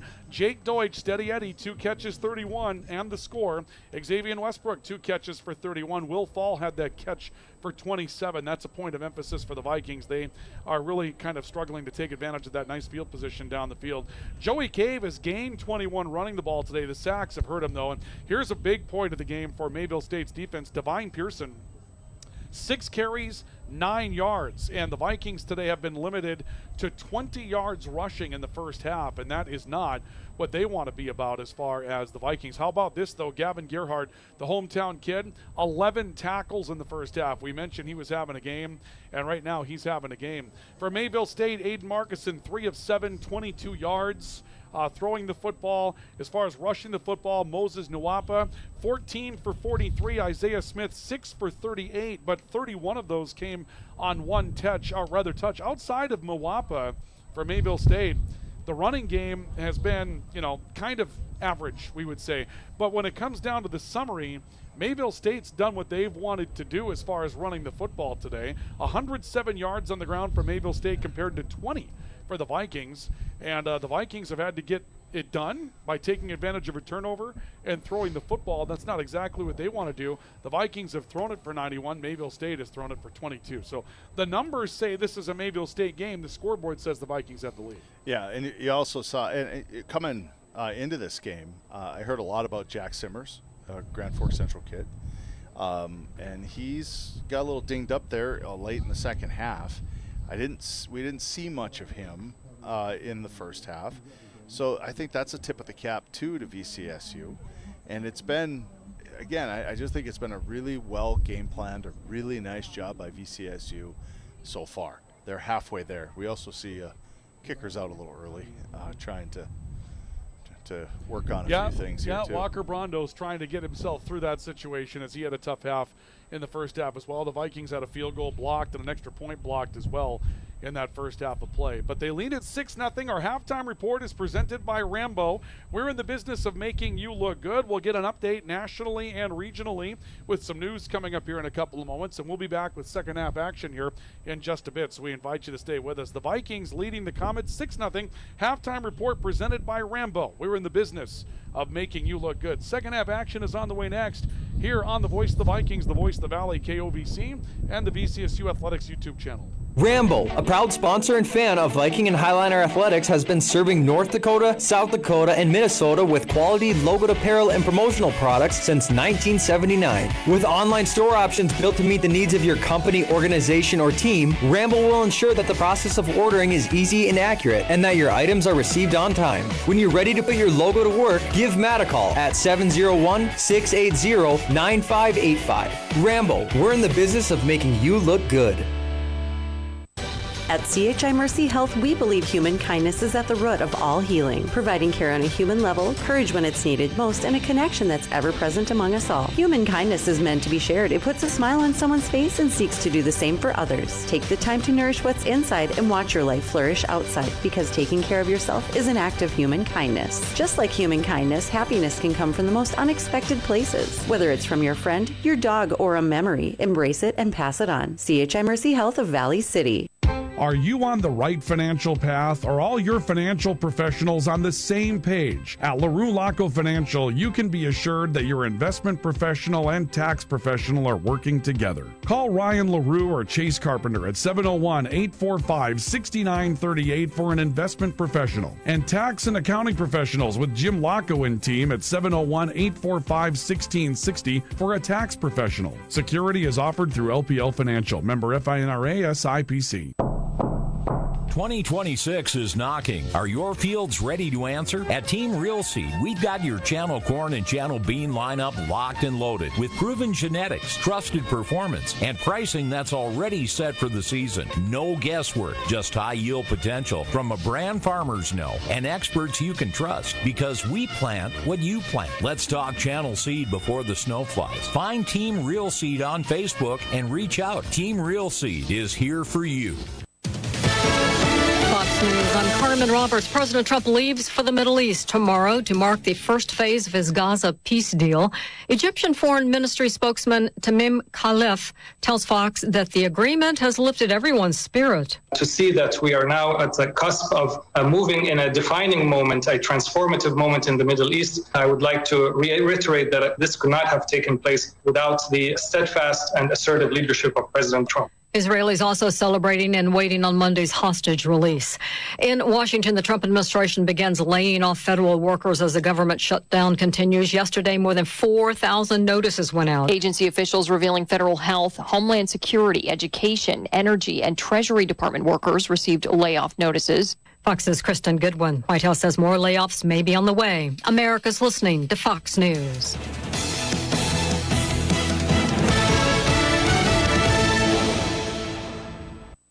Think Verizon, the best 5G network, is expensive? Think again. Bring in your AT&T or T-Mobile bill to a Verizon store and we'll give you a better deal. Now, what to do with your unwanted bills? Maybe turn them into paper airplanes headed to see you never, AT&T and T-Mobile. Jokes aside, the best 5G network has you covered with the most ways to save on plans, streaming, and phone deals. So bring in your bill to your local Verizon store and we'll give you a better deal. Rankings based on Root Metric True Score report dated 1H2025. Your results may vary. Must provide a postpaid consumer mobile bill dated within the past 45 days. Bill must be in the same name as the person redeeming the deal. Additional terms apply. Sound familiar? At Mattress Firm, we understand there are many problems that can keep you up at night, like snoring, aches and pains, or sleeping hot. Our sleep experts have the unrivaled know-how to match you with a sleep system that can help. And now, upgrade to a Tempur-Pedic mattress and get a $300 instant gift, plus $200 off a Tempur Ergo Smart Base. For the great sleep you deserve, visit Mattress Firm. We make sleep easy. Restrictions apply. See store or website for details. With a check of regional news this hour, I'm Ryan Cunningham reporting. Harvest season turned tragic in rural Cass County Thursday when a combine and a BNSF train collided about 5 miles northwest of Page, killing the combine driver. Troopers with the North Dakota Highway Patrol said the 33-year-old man from Colgate was found dead inside the combine after the collision. The impact caused the lead engineer of the train to catch fire and derailed nearly 24 train cars. Crews with BNSF are still arriving to begin cleanup operations. Could take several days. The 2020 John Deere Combine was headed south on a township road about 5 miles south of Page. It ran into the side of the westbound lead engine. The rail crossing is marked but not controlled. The impact caused the lead locomotive to catch fire. Approximately 20 train cars derailed, spilling cargo into nearby fields. The combine driver died as a result of injuries sustained in the crash. The train's engineer and conductor escaped without injury before the fire. A judge has upheld North Dakota's ban on transgendered health care for children. Burleigh County Judge Jackson Lofgren ruled Wednesday that the North Dakota legislature was within its power to pass a law that prohibits medical professionals from conducting sex reassignment surgeries and prescribing hormone treatments to children. Former North Dakota Governor Doug Burgum signed the law in 2023. The right to make health care decisions belongs to a person of adult years with a capacity to reason and have a clear understanding of the risks and benefits of the medical treatment, Lofgren wrote in his 85-page opinion. The risks of reassignment procedures could be irreversible, he wrote, citing concerns about a child's ability to understand and appreciate the long-term consequences of transgender health care treatment. Lofgren also wrote that the legislative record did not support claims that lawmakers passed the law for discriminatory purposes. One of the families in the lawsuit, remaining anonymous, said they were heartbroken and angry from the verdict. We'll have more regional news next. Harvest time is an exciting time. The results of your planning and hard work are going in the bin. Fall harvest time can also be one of the busiest and most dangerous seasons of the year for the agriculture industry. Nutrien Ag Solutions urges you to take the extra precautions to ensure the safety of you and those around you. Nutrien cultivates a community of caring for the safety and well-being of our growers, neighbors, and employees. Let's all go home safe every day. Nutrien Ag Solutions, feeding the future, transforming agriculture. Whether it's turning into high school football games, monitoring the patterns of incoming storms, or catching your favorite talk show, these are just some of the ways listeners depend on North Dakota's AM radio stations. And we need your help. Text AM 52886 and tell Congress to keep AM radio in cars. This ad is aired by the North Dakota Broadcasters Association and this station. The North Dakota Supreme Court has upheld the verdict of a West Fargo man who was convicted for murder. In a ruling issued Thursday, the Supreme Court said Spencer Moan's constitutional right to confront witnesses was not violated by a district court judge's decision to allow two of Moan's children to testify at his trial for the murder of his wife via video. In October 2024, a Cass County District Court jury found Spencer Moan guilty of murder for beating his wife and leaving her in a bathtub to die. During the murder trial, two of his children, who were 5 years old and at home when their mother died, were called by the prosecution to testify. They testified via video rather than in person.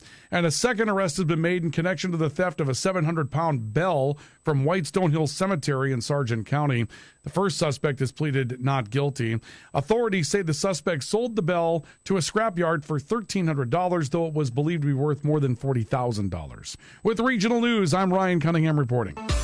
Grottberg Electric believes in quality first, taking pride in the work and standing behind every project they do. They bring together the power, technology, and experience to keep your business online. The success of Grottberg Electric depends on three major ideals: the quality of their products, the commitment to their customers, and most of all, their customer service. Call Grottberg Electric today at 845-3010 or visit them online, grottbergelectric.com. Lever's Foods, best quality, best price.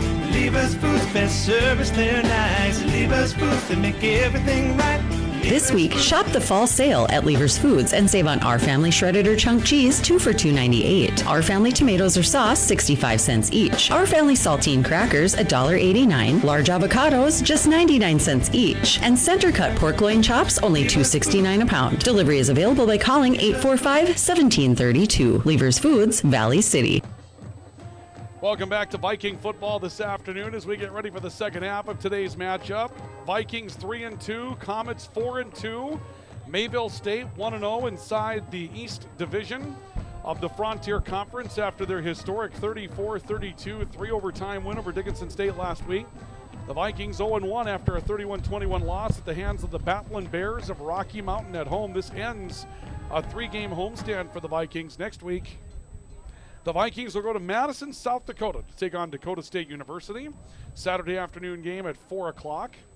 We have not found a start time that we like yet this year. Last week, I think we kicked off at noon. Today it was at 1. We kicked off at 2 in the homecoming game. We had a Thursday night game against Augie, and I believe we kick off at 3 o'clock this afternoon when Dickinson State comes to town. So we vary it up. The Viking volleyball team is out in Montana.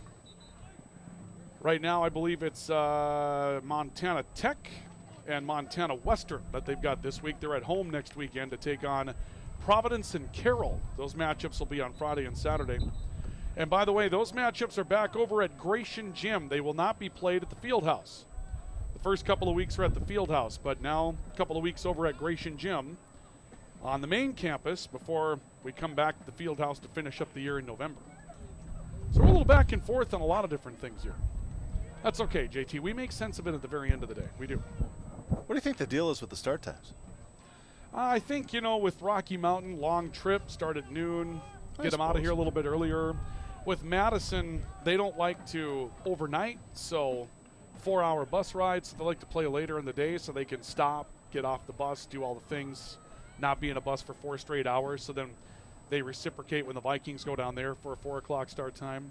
So it's logistics. Yeah, 2 has always been homecoming.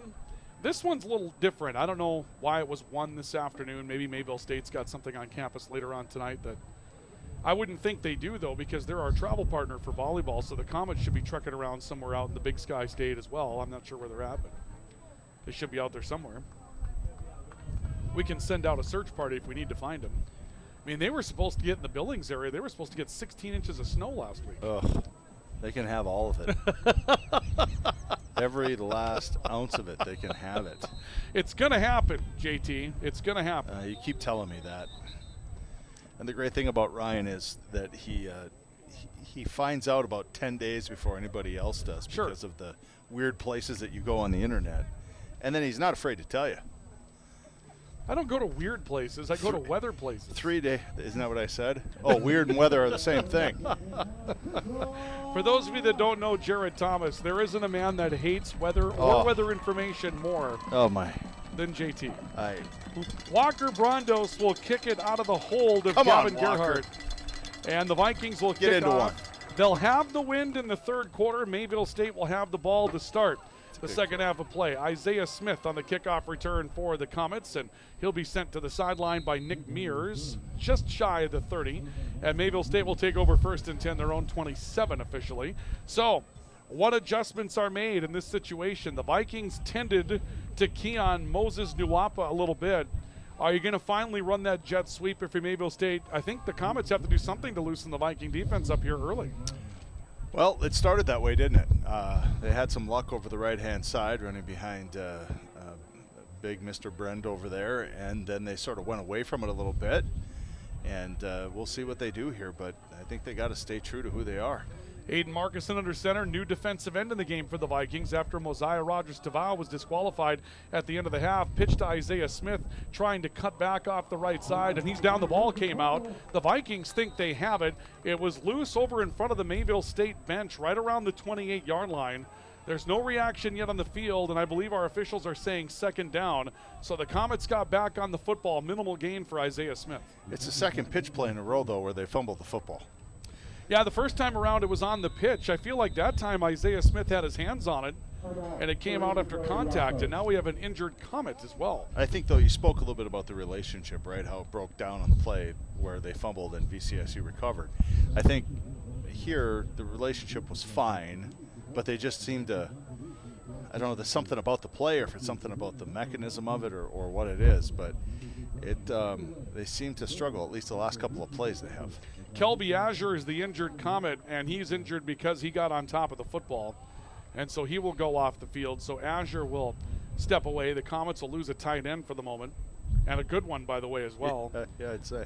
And second down and 9 coming up now for Mayville State. You know, the option-pitch relationship, it takes 2 to tango, right?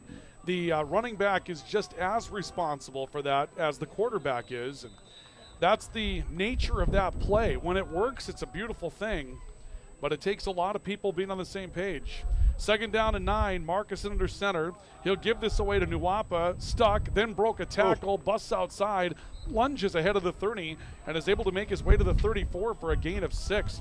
The Vikings had him bottled up but couldn't bring him down, and he just kept using that big body to get out for a gain before Carbon Brink brought him down. And if you're Mayville State, why would you go away from that? It's not pretty. It's ugly. It doesn't, but it's 3 to 4 to 5 yards every single time he touches the football. Third down and 3. I suppose they're going to feel like they need something else at some point. and maybe they do, but yeah, until you can stop it, keep devoting personnel, right? That would be the part of this. So here comes 3rd down and 3 for Mayville State. Crowd to life again. They're jumping after Muapa, and he just keeps burrowing forward. He stood up as he gets to the 40 and will be driven back, finally goes down, but it'll be a gain of 5 yards for Nuapa, who gets into it on the end of the play with Gavin Gerhard. But it's 1st down for Mayville State. They pick up 5, maybe 6. Heck of a block there from Isaac Folan, too. He came off the ball and really helped move the pile along to help Mayville State get that 1st down. Trying to spy up who the new defensive end is for the Vikings coming into the game. I believe it's Lorenzo Lucci, a sophomore out of Enumclaw, Washington, and he's been in and out of the lineup throughout the year, but he's a good one to go to. So that's a spot where the Vikings can have a little bit of depth. Odd front again for the Vikings on 1st down. Marcus in his own number, breaks the tackle, slides forward 4, maybe 5, out to the 46 before the pile just collapses around him. Yeah. Gerhardt and Lafano in on part of the stop for the Vikings, and looks like some of that came from Tequez Chapman, who's been a warrior in the defensive line today. And you've seen most of the action to the right side as we start the half here for Mayville State, getting behind Folan and Brend over there on the right side and trying to get as many yards on that side of the football as possible. It seems to be the strategy or the adjustment coming out of halftime. 2nd down and 5 for Mayville State from the 46. No score, 6-0 Vikings, 2.5 minutes into the 2nd half, and a dive play that will result in very little, maybe a yard off left guard. James Don comes up with a stop for the Vikings, and the ball carrier on that play was Smith. We wrote him down as number 22. We're just going to – it was an easy one to learn, right? I mean, they had Landon Olson, 247, Peyton McGregor, 198, Matthew Donovan, 173, Darnell Green, 148, along with the starters. We didn't expect to see somebody step off the bench we hadn't prepared for. Here's 3rd down and 3. Aiden Markuson running reverse, right side. Big hole on the outside for Cameron Spate. He's outside the numbers, clipped as he gets to the 45. It's a gain of 7, but that's enough for a 1st down. James Don comes over to put the finishing touches on Cameron Smith, but they're able to go to a jet sweep type of look with a wide receiver, and it's 1st and 10 Comets. So if you're a Mayville State fan, Kelby Azure had a nice block. If you're a Valley City State University fan, why didn't they call holding? It was a heck of a play, good play call, good spot for it, all the things. But again, a little 50-50 call. The officials let it go. 1st down and 10 for Mayville State at the Viking 44. They'll give this away to Smith, who found a hole off the right side. He struggles forward, burrows across the 30, down to the 38, gain of 7 yards. Don in on the stop again. But another charge down the field for Mayville State. They'll pick up 6, maybe 7. It'll be 2nd down, a short 4 coming up for the Comets. Smith out, Nuhapa in. Same guy, just different numbers. Really, that is the case, isn't it? They don't lose a whole lot when they go there. And we haven't seen the other men that they said they were going to go with today. So it's been either those two. We haven't seen Simmers back yet either, have we? No, we have not. Since the head injury, and we may not. If he's in concussion protocol, that's it. 2nd down and 4. They'll give to Muapa, who breaks more tackles and lurches forward to the Viking 32 for a gain of 6. There's something that they're producing up there as far as a whole for sure, but he's also getting some yards after contact. And, a few games ago, the Vikings out in Eastern Oregon won 3-0. They said that was some of the best tackling that they've had in the program, and since then it hasn't quite measured up. Yeah, you see, trying to get 11 guys to the football, I think they keep waiting for something other than run it right off the right guard. And Foland has been there and has imposed his will so far. 6'4", 325-pound offensive right guard that looks to be a pretty good athlete, and that's just been the strategy so far here in the 2nd half. Here comes 3rd down. This drive has taken over 5 minutes. Jet sweep. Isaiah Smith trying to put a move on against Lafano, is able to cut back, runs out of bounds at the Viking 26. That'll be a gain of 6 yards for Isaiah Smith, getting out of bounds before he's finally wrestled to the ground by Caleb Tork out of the safety position. But another 6-yard pickup for Smith, and things clicking for the Mayville State running game. And Lafano understood the assignment once more, just strung it out to the sideline and eventually made him cut back where his teammates were to help him make and finish off the play. 2nd down and 4 for Mayville State. Again, the clock already down to 9:10 to play 3rd quarter. This is the opening drive of the 2nd half, and it's taken nearly 6 minutes. A single option each way. Aiden Markuson back under center. He'll give to Nuapa, and I think he tackled Nuapa. Nuapa trying to go right, and I think he actually tripped over Aiden Markuson's feet. Yes. Dives forward to get 1, but it's 3rd down and 3. Yeah, a little bit of a broken play there, a little bit of a bad exchange between the running back and the quarterback, but they still found a way to pick up a yard, 3rd and short. So here comes 3rd down and 3. Again, 4-down territory for Mayville State. Viking defense trying to protect the 6-0 lead in the Rulaco Financial scoreboard. Crowd again coming to life. Marcuson under center. They'll run jet sweep to the right side. Long run to turn the corner, but they get what they need for the 1st down. The runner for Mayville State, one of the reserve slot backs coming into the game, that's Darnell Green. And Green able to turn the corner after bouncing back a little bit. He picks up 4, and that's enough for a 1st down to the Viking 22-yard line. I dare say Gephardt got a nice little shot in on him though there. He wasn't going to be cheated. He paid for it. He got the 1st down, but he got hit. Just one of the most physical guys that you're going to find. Gavin Gerhardt was a quarterback, running back, along with the defensive player for the Highlanders. And when he came over, he was a starting free safety for Valley City State in Game 1 against Minot State a couple of years ago. So he's been lockstep behind, of course, his older brother Riley. On 1st down, Moses Nuapa. Nuapa plunging forward ahead of the 20 to the 19. Riley Gerhardt, of course, a several-time record holder here at Valley City State as a defensive lineman. Tackles for loss, sacks, the whole ball of wax. Transferred to UND his last year. And Gavin Gerhardt, his younger brother, a little different position, but still a physical kid. Yeah, I'd say. 2nd down and 7 for Mayville State. Ball in the Viking red zone at the 19. This drive has taken over half of the 3rd quarter. 6-0 Valley City State. Clock at 7 minutes and change. Marcuson to give away in the backfield. New runner is Smith. He's hit right away. Maybe a half yard, and that's it. The Vikings get some disruption up front on their defensive line. Again, a reserve. Emmett Maher, a freshman out of McLaughlin, South Dakota, comes up with a hit. No gain on the play. Here comes 3rd down and 5, and again, it's 4-down territory for Mayville State. Let's see what happens here. Smith is the back. A pair of receivers left, including Azure in the slot. Some motion, and we'll see a step back by Marcuson taking a look to the sideline for a check off of the play. He'll check his play card, does Marcuson. Play clock at 6. They'll run jet sweep on the right. And a turn off the right side, and hopping a man is Darnell Green. He steps out of bounds as he gets to the Viking 10-yard line. It's a pickup of 7 yards, and Mayville State's on the doorstep looking at 1st down and goal officially at the Viking 8. Gephardt, either that guy had the greatest block of his life or Gephardt stumbled or fell or something, because he had him contained and he had him beat to the edge, and he squirted away and got a 1st down. Nearly a 10-minute drive, 5:50 to play in the 3rd quarter of football. The Vikings leading 6-0. Mayville State has the ball at the Viking 8 on 1st down and goal. Nuapa fumbled the ball. It's on the ground. The Vikings believe they have it. Oh, that'll break. And the Vikings have the football. Another big play by the defense for Valley City State. The ball comes out in the exchange. Nuapa loses it on his way to the line of scrimmage, and it's going to be Viking football, says the indicator on the field. And coming out of the bottom of the pile, the freshman out of McLaughlin, South Dakota, Emmett Maher with the fumble recovery. The Vikings will take over the football. That kid's a freshman? Yeah. That's a grown-ass man right there. Emmett Maher, defensive lineman, 6'1", 265, out of McLaughlin, South Dakota. I apologize for my They grow him. They grow him big goodness. up in the German part of north central South Dakota, and that's where he's from.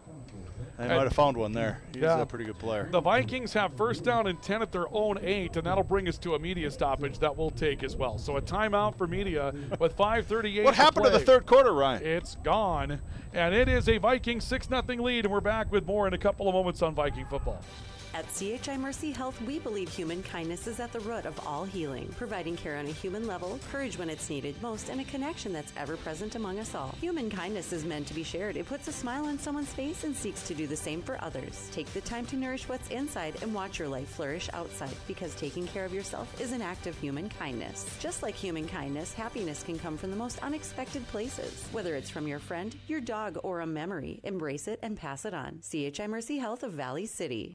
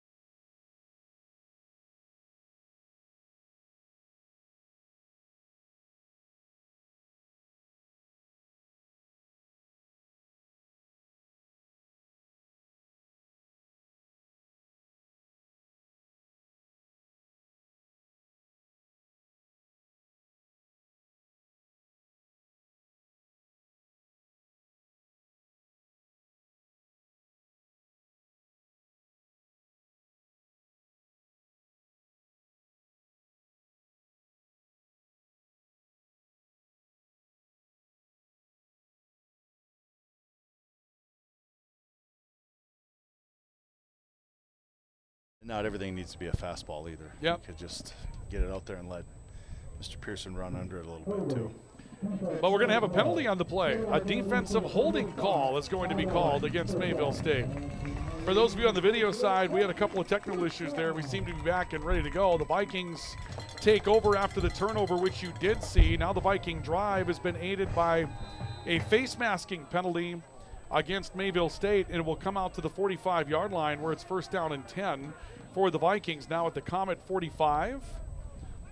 Joey Cave has done this himself on this drive. Couple of big runs, including the big one for 13 yards that sprung it for the Vikings. Pair of receivers each way. Pearson in the backfield out of the pistol.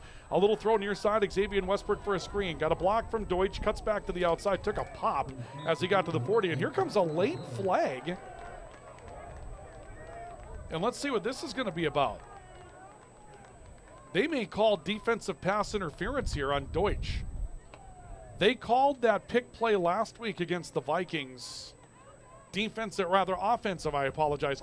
pass interference. They called that last week against the Vikings. Xavier Westbrook caught the ball, and that's not a pick play. Pick it up. They're going to talk about whether the block engaged before the throw or after it, and then there was the hit as well from Mayville State. And boy, this is a long conversation with the officials about a penalty. There is no foul on the play. Oh boy. Oh my. And now another flag has been thrown. So they're going to review a targeting call against Mayville State, and another flag came out after the conversation was done, which I think, JT, you'd have to assume is going to be some sort of unsportsmanlike conduct against the Comets. Oh no, they're going to call this against the Vikings. Oh boy. Okay, well, let me see if we're going to have this straight, JT. If the targeting call holds up, we're going to have an ejected Comet. We'll have 15 yards in the personal foul. Then we'll have 15 yards back against the Vikings for unsportsmanlike conduct. And it will be first down because the unsportsmanlike conduct penalty was a dead ball foul. The personal foul would make it first down. So it'll be first and 10 for the Vikings from right where the ball is right now. Have I got that right? So essentially what happens is a player gets ejected if the targeting holds up, and the other two just negate themselves, essentially. And then it'd be first and 10 from right there. But that's be careful here maybe. That's a sensitive official or a young man that let his emotions get the best of him. Either or isn't great. Boy, this is going to be a long sequence here. There's a lot to talk about in this situation. Vikings lead at 6-0 on the LaRue Laco Financial scoreboard. Valley City State has the football at the Comet 45, but a targeting call against Mayville State, I believe, based on the reaction, they flagged Dominic Catano, one of the safeties for Mayville State. He went running off the field rather incredulous. But then apparently there was a conversation going on across what is going to be perhaps the line of scrimmage. And in that conversation, the Vikings are called for unsportsmanlike conduct. So the line of scrimmage was the 45. This is a throw to Xavier Westbrook for 5 yards. Mm-hmm. Okay, so if the targeting is overturned, then this would end up being back 15 from there. First and 20. And the Vikings would look at first down and 20. Or no, correction, that's right. They didn't call pass interference, right? So the catch from Xavier Westbrook will stand. But actually, dead ball foul, JT, would be second down and 20, would it not? That's right. Yeah. Yep. So it'd be second down and 20 from the Viking 45 if the targeting call is overturned. If the targeting call stands against Mayville State, then we'll see first and 10 Vikings at the 40 after 15 against the Comets and 15 against the Vikings. All right, well, we're going to get a decision. They upheld the targeting call against the Vikings earlier in the game. And we'll see what happens here. After review, the ruling on the field of targeting was upheld. Yep, it's an upheld targeting call against Mayville State.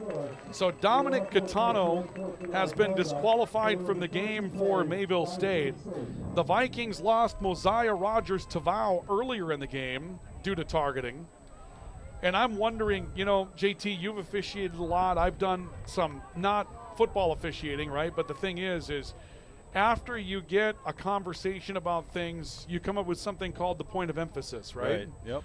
And we had a couple of targeting calls the last couple of weeks that have been overturned, and I wonder if now there's been some instruction. This is what we call, right? Kind of thing. Yeah, but you can't.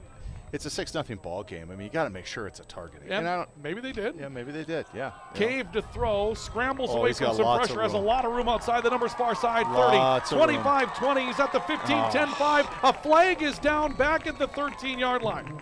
Cave is inside the 5, but a flag comes down back at the 18-yard line, and we'll see if the Vikings are going to be hit for a blocking infraction, trying to open up Cave on his way down the field. And that was in a place where there's absolutely no reason to throw a block. It looked like Sotomayor might be. Yep. It's going to be a holding call against Dominic Sotomayor. The ball ended up inside the 5-yard line. Comets come up with a mistake. The Vikings will still get a first down on it. It will turn out to be a 12-yard pickup for Joey Cave. But what was the Vikings inside the 5 is 1st and 10 at the Comet 28. Oof. What a mistake. What a play. But Cave was by him, way by him. Yep. Could have just let him go. Wasn't going to catch him. Wasn't going to get involved in the play anyway. But again, you're in the heat of the moment. You're told to finish the block, so we did. First down and 10 Vikings at the Comet 28-yard line. 3 receivers. Finney's in the game as a tight end. Cave will take the snap, wants to throw. Ball deflected the line of scrimmage and is incomplete. It was intended for Sotomayor, a little comeback route on the far sideline. Coverage applied by Laquan Macklin from Mayville State. And it brings up 2nd down and 10 for the Vikings. 1:02 to play in the 3rd quarter. 6-0 Vikings on the LaRue Laco Financial scoreboard. Maybe not the game we expected today, but it's the game that we have, and the Vikings are trying to find a way to get into the end zone for a 2-score lead. And it feels like that'd be insurmountable. If they could put points on the board here, it's going to be a long way back for Mayville State. 2 receivers will come to the right. Finney's out that way as well. Westbrook and Deutsch are the receivers on the right side of the field. On 2nd down and 10, Cave wants to throw again. Looking at Deutsch, can't find him. Now going to scramble over the middle, head down again. Takes another pop as he gets to the 25. It's a gain of around 3. It'll bring up 3rd down and 7. Yeah, just looking for anything that he can find. He'll take any inch that he can get. Joey Cave, the transfer out of Division II New Mexico Highlands for the Rocky Mountain Athletic Conference, and it's been his year doing that. Anytime he doesn't pop right up, I get nervous. Sure. I can't imagine what Coach McCulloch goes through. Rio Rancho, New Mexico native. They must grow him tough down there in New Mexico. Here comes 3rd down and 7. 3 receivers again, Twins right. Cave hard count, takes the snap. Looking left, throwing screen. Divine Pearson catches a bobbler, cuts back over the middle, hit hard as he got to the 20. He's going to be short of a first down by a yard. Rashawn Thomas, the linebacker, gets out and reels in Divine Pearson. 4th down, wind at your back at the 20. The Vikings will make their decision in the 4th quarter of football. The clock ends on the 3rd. The Vikings lead 6-0 on the LaRue Laco Financial scoreboard, and a big 4th down and 1 coming up for Valley City State after we have our timeout. So do stay with us. This is our coverage of Viking football on the VCSU Athletics YouTube channel and NewsDakota.com, and the voice of the Vikings, the voice of the Valley, KOVC. Quality education, affordable tuition, student opportunities. That's the Viking promise. Valley City State University. Discover yourself here at VCSU. Visit today.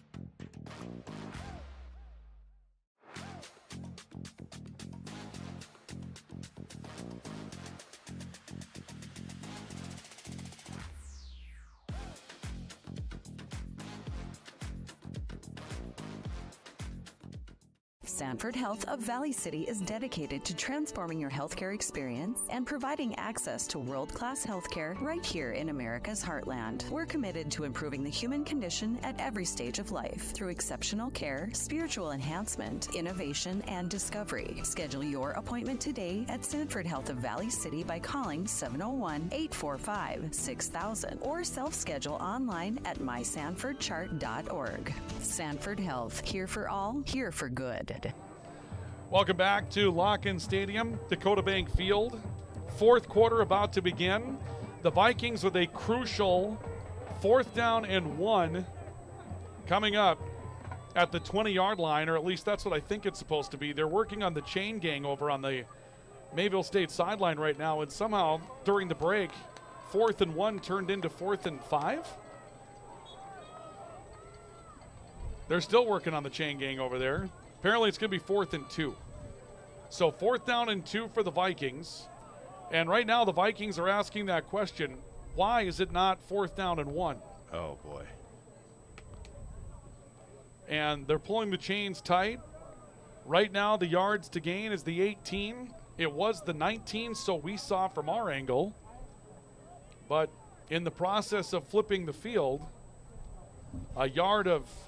it's not really a yard of field position was lost, but the Vikings need 2 instead of 1. So on 4th down, the Vikings will shift. Wildcat, Nick Mears is the quarterback. Divine Pearson in the backfield. Either of these men could take the direct snap. Mears takes it, looks up the middle, drives forward, 1st down. He's up to the 15-yard line, and the drive will continue for Valley City State. Mears wasn't going to be stopped. He went through that hole about 30 miles an hour. Well, he needed it. We get to the 16-yard line of Mayville State, and it's 1st and 10 Vikings. Now, again, for those of you that might be just joining us, Mayville State held the ball for nearly 10 minutes of the third quarter and fumbled at the Viking 8-yard line, trailing 6-0. The Vikings are now driven to the 16, and the clock all the way down to 14:25 left of the fourth quarter, and Valley City State is looking for a 2-score lead in the football game. Leading 6-0 from Lock-In Stadium in Dakota Bank Field, Joey Cave to Divine Pearson. Right up the middle. Pearson crumpled as he got to the 15. Maybe a gain of a yard. Nothing pretty there for Mayville State. Zyler Carlson, Marcus Johnson just stepping in to clog the middle of the football field. And it's 2nd down and 9 for the Vikings. Yeah, we got a player hurt. Say an offensive lineman. Yeah, it looks like Zach Fall that's down on the field. So we'll have an injured Viking lineman. We'll see what that's going to be about, but that'll drive the ball to about the 15-yard line. And, 14 minutes left to go. You start taking a look at the math in this situation. The Vikings get in, if they get in, and we're not assuming anything for those of you that are Mayville State fans, but if the Vikings get in this situation with about 12 and a half to go, the way Mayville State drives the ball, it's really tough to rally from a 2-score deficit in this situation. Well, like we talked about at halftime and then late in the first half, it's about the identity of your football team. Mayville State's not really built to throw quick slants and long sideline passes and things. So it's 4 yards in a cloud of dust, and when they can't do that or have the time to do that, it's going to be tough for them to score quickly. Vikings on 2nd down and 9, just ahead of the Mayville State 15. Divine Pearson stretch play, has a corner on the right side, stiff arms a man, gets to the pylon, dives into the end zone, touchdown Valley City State.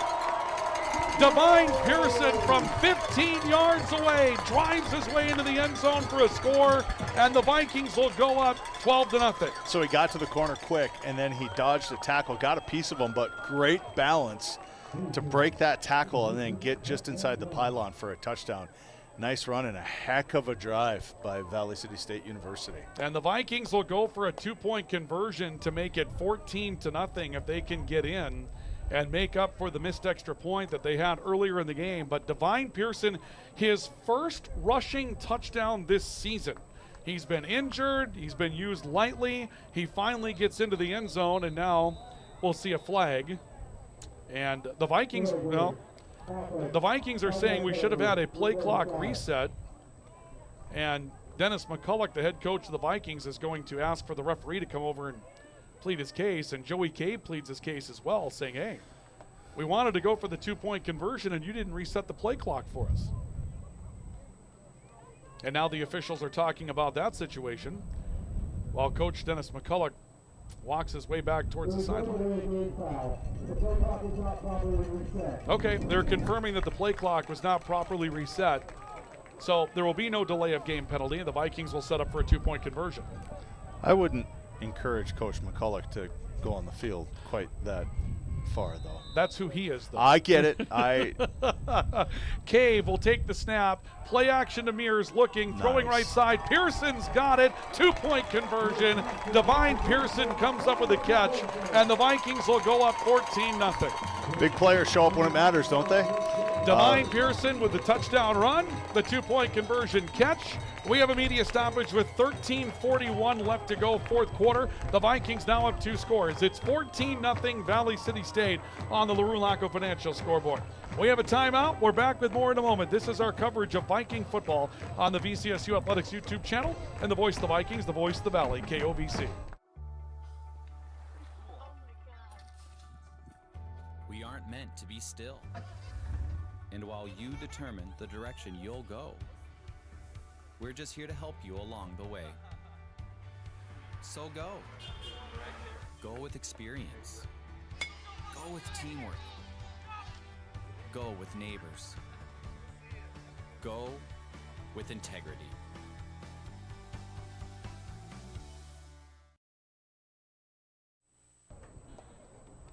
Welcome back to Viking football, the voice of the Vikings, the voice of the Valley, KOVC. Ryan Cunningham, Jared Thomas today from Dakota Bank Field and Locken Stadium. The Vikings go up 14-0 a moment ago. Take a look at it again in the American Family Insurance replay, and we'll see it here with Joey Cave taking the snap, giving away to Divine Pearson. Just a good old-fashioned stretch play. Pearson gets rid of a man there and dives his way into the end zone for a touchdown for Valley City State, for the Vikings to go up 14-0. Really nice seal from the offensive line there, too, who've played very well today, by the way. They have, yeah. They've been able to do some things, particularly here in the second half. It seems like Joey Cave has had some holes to run through if the coverage is broken down. Yep, I would agree. And I think Joey is finding the openings, too, which is something that you got to have a talented guy doing that as well. And, and he still takes too many hits, but my goodness, he's a football player, though. Oofda. Gavin Gerhardt is going to hold for Walker Brondos once again. And the Vikings will position for the kickoff return. The Vikings now kicking into the wind. And again, a very dangerous Isaiah Smith is back for Mayville State as one of the return men, along with Darnell Green, back inside the 10. Brondos will kick it away, looking for an empty spot on the field, and, well, I think the Vikings were offside. Boy, we've seen just about every penalty. Let's review it. Targeting, pass interference, holding, false start, encroachment. Now we have an offsides on a kickoff. Yeah, and you've seen targeting twice. Yep.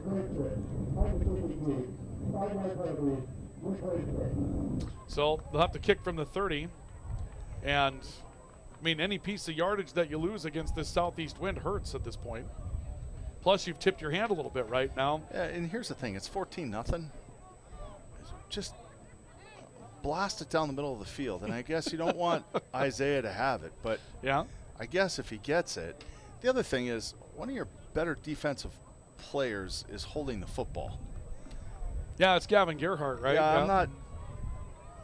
I mean, again, it's easy to sit up here, I suppose, and play Monday morning quarterback. Right. Well, it's one of those things where, the game last week with the Battling Bears and Devin Haskett hurt the Vikings badly when that kickoff went. It was right after the Vikings scored. They were up 7-0, and the ensuing kickoff was returned 98 yards, and it just makes you rethink everything at that point and how you do it. They did have success with this kick to empty space a couple of times last week.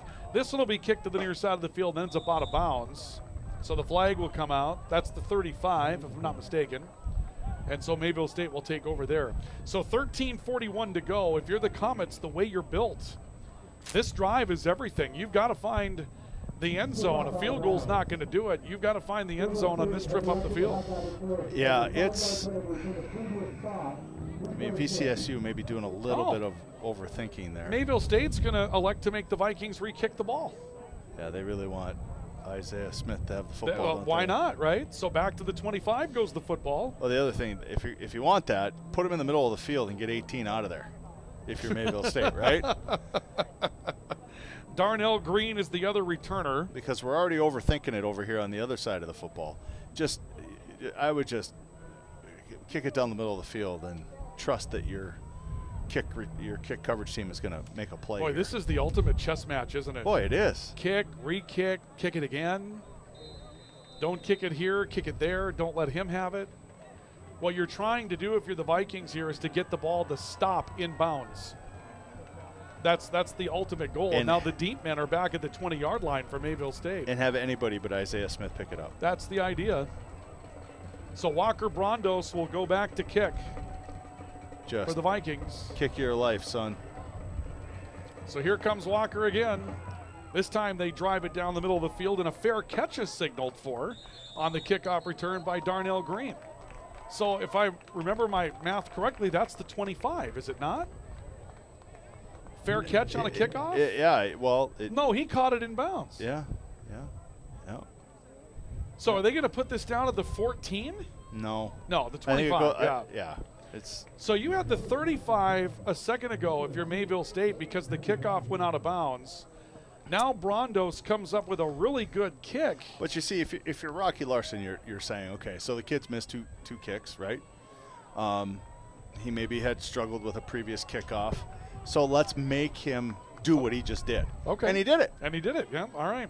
So back to the wing tee for Aiden Marcuson at Mayville State. 1st and 10 at the Comet 25. Marcuson, his own number, cutting over the middle. Oh, took a big hit, but he spins forward to the 30-yard line for a gain of 5. And Malachi Torres, who went out of the game earlier with injury, comes back into the game, delivers a hit, and is down on the field again. And, you know, JT, you've seen this before, the shoulder. That's a separation, right? Yep. That's exactly what that turns out to be. Gets it popped in place, comes in, plays a rep, he's going back out. Yeah. I know you want to be out there. It's just time to call it a day. Yeah, well, he's done everything he can, right? Yep. And, I mean, obviously with the loss of Mosiah Rogers-Tabau on the defensive line today for the Vikings, he was disqualified from the game for a targeting call. The Vikings already thin at linebacker, trying everything they can to keep good personnel on the field at this point. The Vikings have a new linebacker in the game. This is Riley Olson, a sophomore out of Hillsboro, North Dakota, who's played a little bit for Valley City State. Marcuson dropping back out of play action, wants to throw wide open. Kelby Asher missed him. Kelby Asher was open by 20 yards. He just blew past James Don. That's a mistake for the Vikings. You cannot lose track of him. You cannot lose track of number 2 in the white uniform, Kelby Azure for Mayville State. What happened on that play, and you could see it, James Don looked to the sideline and asked about the coverage. He thought he had Gavin Gerhardt over the top on a double, and he didn't. Gerhardt went the other direction, and Mayville State just misses. Wow. 3rd down and 5 for Mayville State. This is Moses Nuapa, and Nuapa will drive to the 33. It's a gain of 3. 4th down and 2 for Mayville State, maybe 4th and 1, depending upon where they've spotted it. They have it just shy of the 34. And they're going to bring in Blaine Smith, will Mayville State. And I would assume they're going for it. Boy, this is the ultimate roll of the dice right here. If you're stopped here, the Vikings take over inside your 35. Mayville State down 2 scores, needs the ball. Marcuson under center. Start Smith in motion. Oh my. They get Smith in the backfield for a loss at the 34-yard line. Wow. Blaine Smith trying right side, hit in the backfield by Valley City State, and they'll take over on downs. The stop up the middle of the field for the Vikings comes from Lorenzo Lucci, the reserve defensive lineman that comes in to replace Mosiah Rogers-Tabau, and he comes up with a big defensive play. I don't know what Coach McCulloch was talking about. There's lots of depth over here. I mean, these kids are maybe getting a chance before they're ready, but my goodness, they are playing their tails off today, and it's paying off in spades. Well, Lorenzo Lucci has been in and out of the lineup this season. You maybe don't want him to have to play as much as he has to now. Sure. At this point, right? But nonetheless. But first Mahar and now Lucci, I mean, these guys are they're rising to the occasion. It's fun to watch. So first down and 10 for the Vikings at the Comet 34-yard line. Whistles. Oh, these officials. Now we have a timeout taken by Mayville State. I'm still blaming it on the officials. The Comets will call for timeout, and we will take one as well. With a clock to 12:25 to go fourth quarter. On the LaRue-Laco Financial scoreboard, the Vikings lead by a score of 14-0. This is our coverage of Viking football on the VCSU Athletics YouTube channel and the voice of the Vikings, the voice of the Valley, KOVC. Orthopedic pain is limiting. It's unpredictable. And when it disrupts the way you move, it disrupts the way you live. Life is better when you feel empowered to move the way you want, when you want. And that's where our experts come in. We're your guides to orthopedic and sports medicine treatment options that can manage your pain, rehab your injuries, and restore your confidence. Take back the freedom to move. Explore your orthopedic options at Sanford Health. Timeout taken by Mayville State as the Vikings get set to start their latest drive, and they'll do so inside the Comet 35-yard line following a turnover on downs by Mayville State. Ryan Cunningham, Jared Thomas with you today from Locken Stadium and Dakota Bank Field. Joey Cave back on the field for the Vikings on 1st and 10 from the 34. Marty going on a stretch play, trying to turn the corner left side, does, and hops out of bounds inside the 30. And more whistles. I don't see a flag this time, do you? I don't. Plethora of whistles at the end of the play, but Marty Gone appears to have 7 yards. He's the same official that called the targeting. Well, they're talking something over, and I'm not sure what it is that they're talking about at this point. I thought it was a flag. It was just Finney's shoes there. I thought that was a flag. Yeah, Trent Finney with the lime green, lime yellow, fluorescent yellow type of footwear. The line judge is holding a spot, though. So we got that. Well, we'll have to wait to see what this conversation is and for about. Mayville State, too, you don't really want to take a timeout there. I don't know what happened, but... All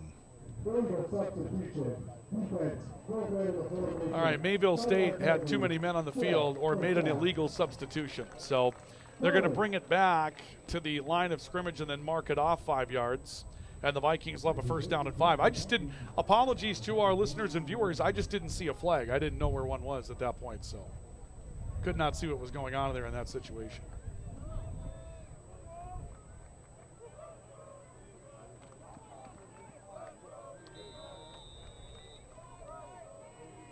So it'll be 1st and 5 for Valley City State from the 29 of the Comets now.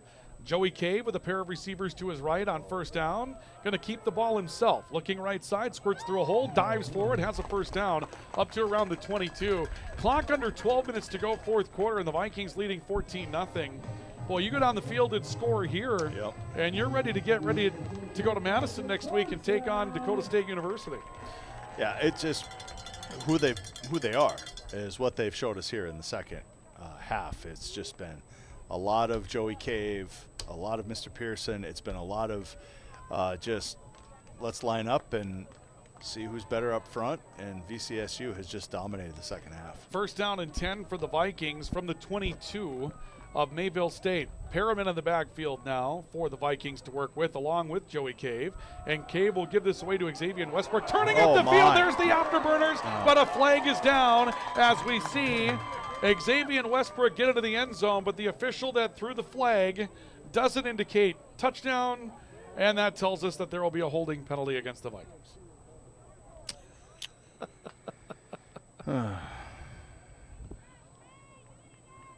Yeah, it's been kind of a day, hasn't it?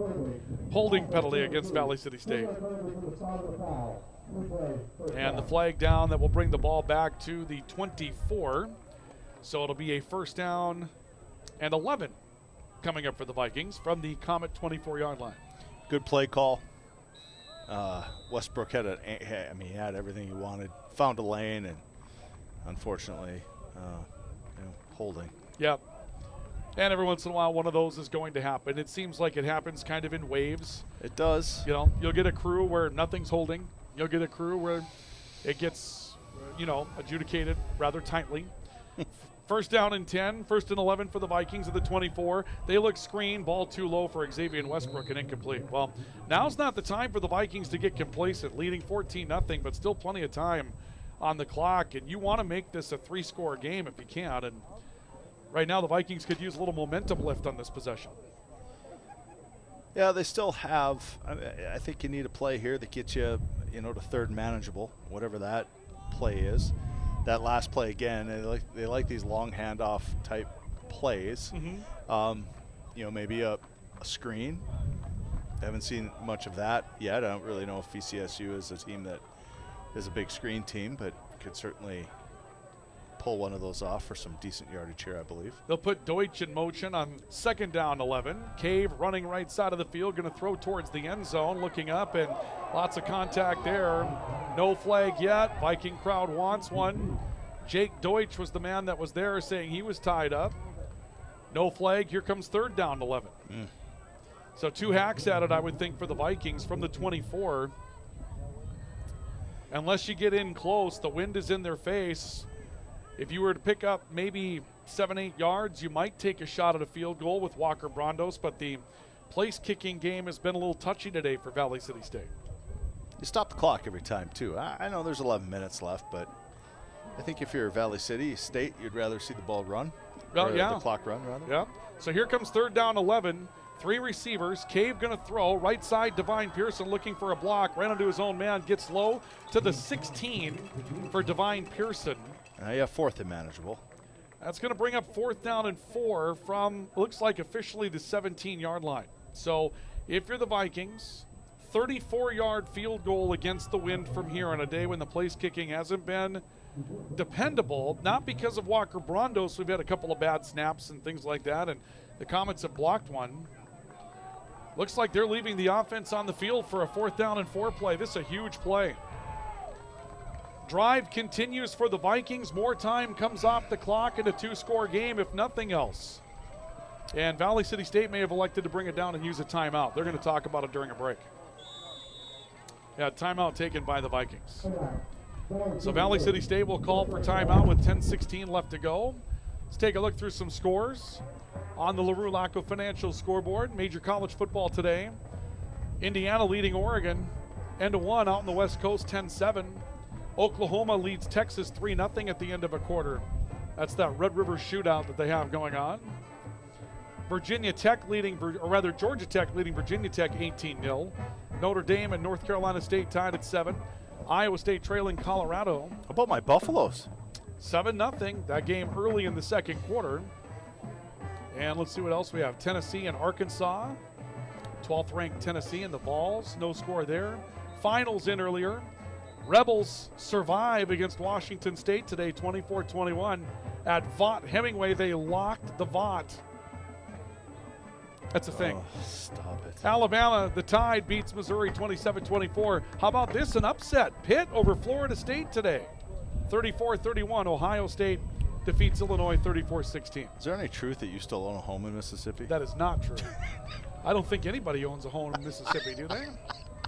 So here's a fourth down and 4. The Vikings will go for it on fourth down and 4 from the Comet 17-yard line.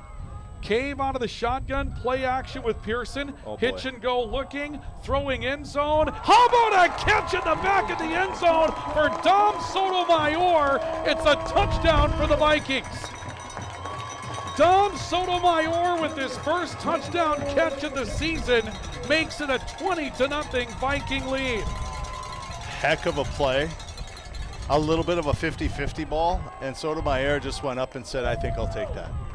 That's mine. Walker Brondos will come on for the extra point as the Vikings go up 21-0 with 10:09 to go in the fourth quarter. Wow. We'll look at it again coming up in a moment. Let's see if we can get a kick. Brondos out of the hold of Nick Mears, and this time it's good. And the Vikings go up by a score of 21-0. Let's watch this again on our instant replay. Joey Cave looking at one spot. There was just a yard of separation there. We saw Sotomayor late, but over the shoulder catch for Sotomayor. Wow. Vikings take a 21-0 lead. We've got a timeout on the field. We're back with more in a moment on Viking football. We'll continue next. Are you on the right financial path? Are all your financial professionals on the same page? At LaRue Laco Financial, you can be assured that your investment professional and tax professional are working together. Call Ryan LaRue or Chase Carpenter at 701-845-6938. Securities offered through LPL Financial. Member FINRA, SIPC. Boy, that catch a moment ago from Dom Sotomayor, his catch of the year material. Dom waited late last year to get his first touchdown catch of the season. Came in today with 11 catches for 128 yards, and we know he's a capable receiver. He lines up and gets one there, and the Vikings take a 21-0 lead over Mayville State with 10:09 to play in the fourth quarter. One more stop might do it today. Vikings up by 3 scores in this one. Walker Brondos set to kick it away. End over end, near side of the field.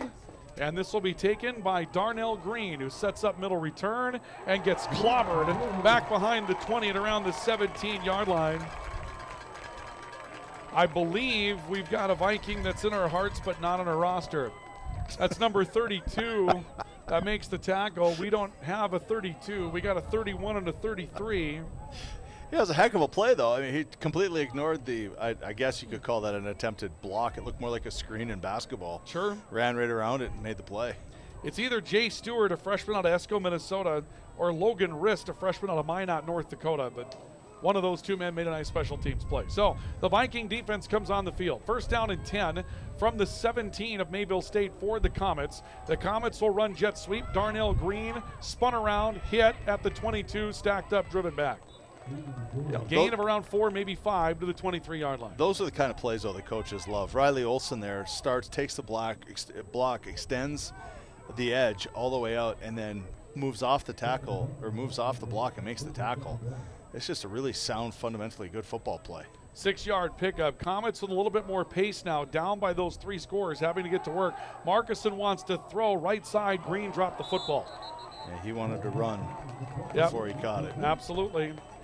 And so here comes third down. And now if you're Mayville State from your own 23-yard line, you don't pick it up in a 3-score game, I don't think you have much of a choice but to go for it. And that's the hand that you're dealt at this point. Yeah.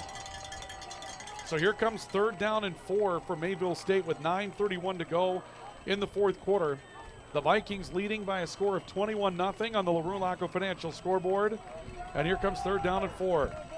Marcuson under center.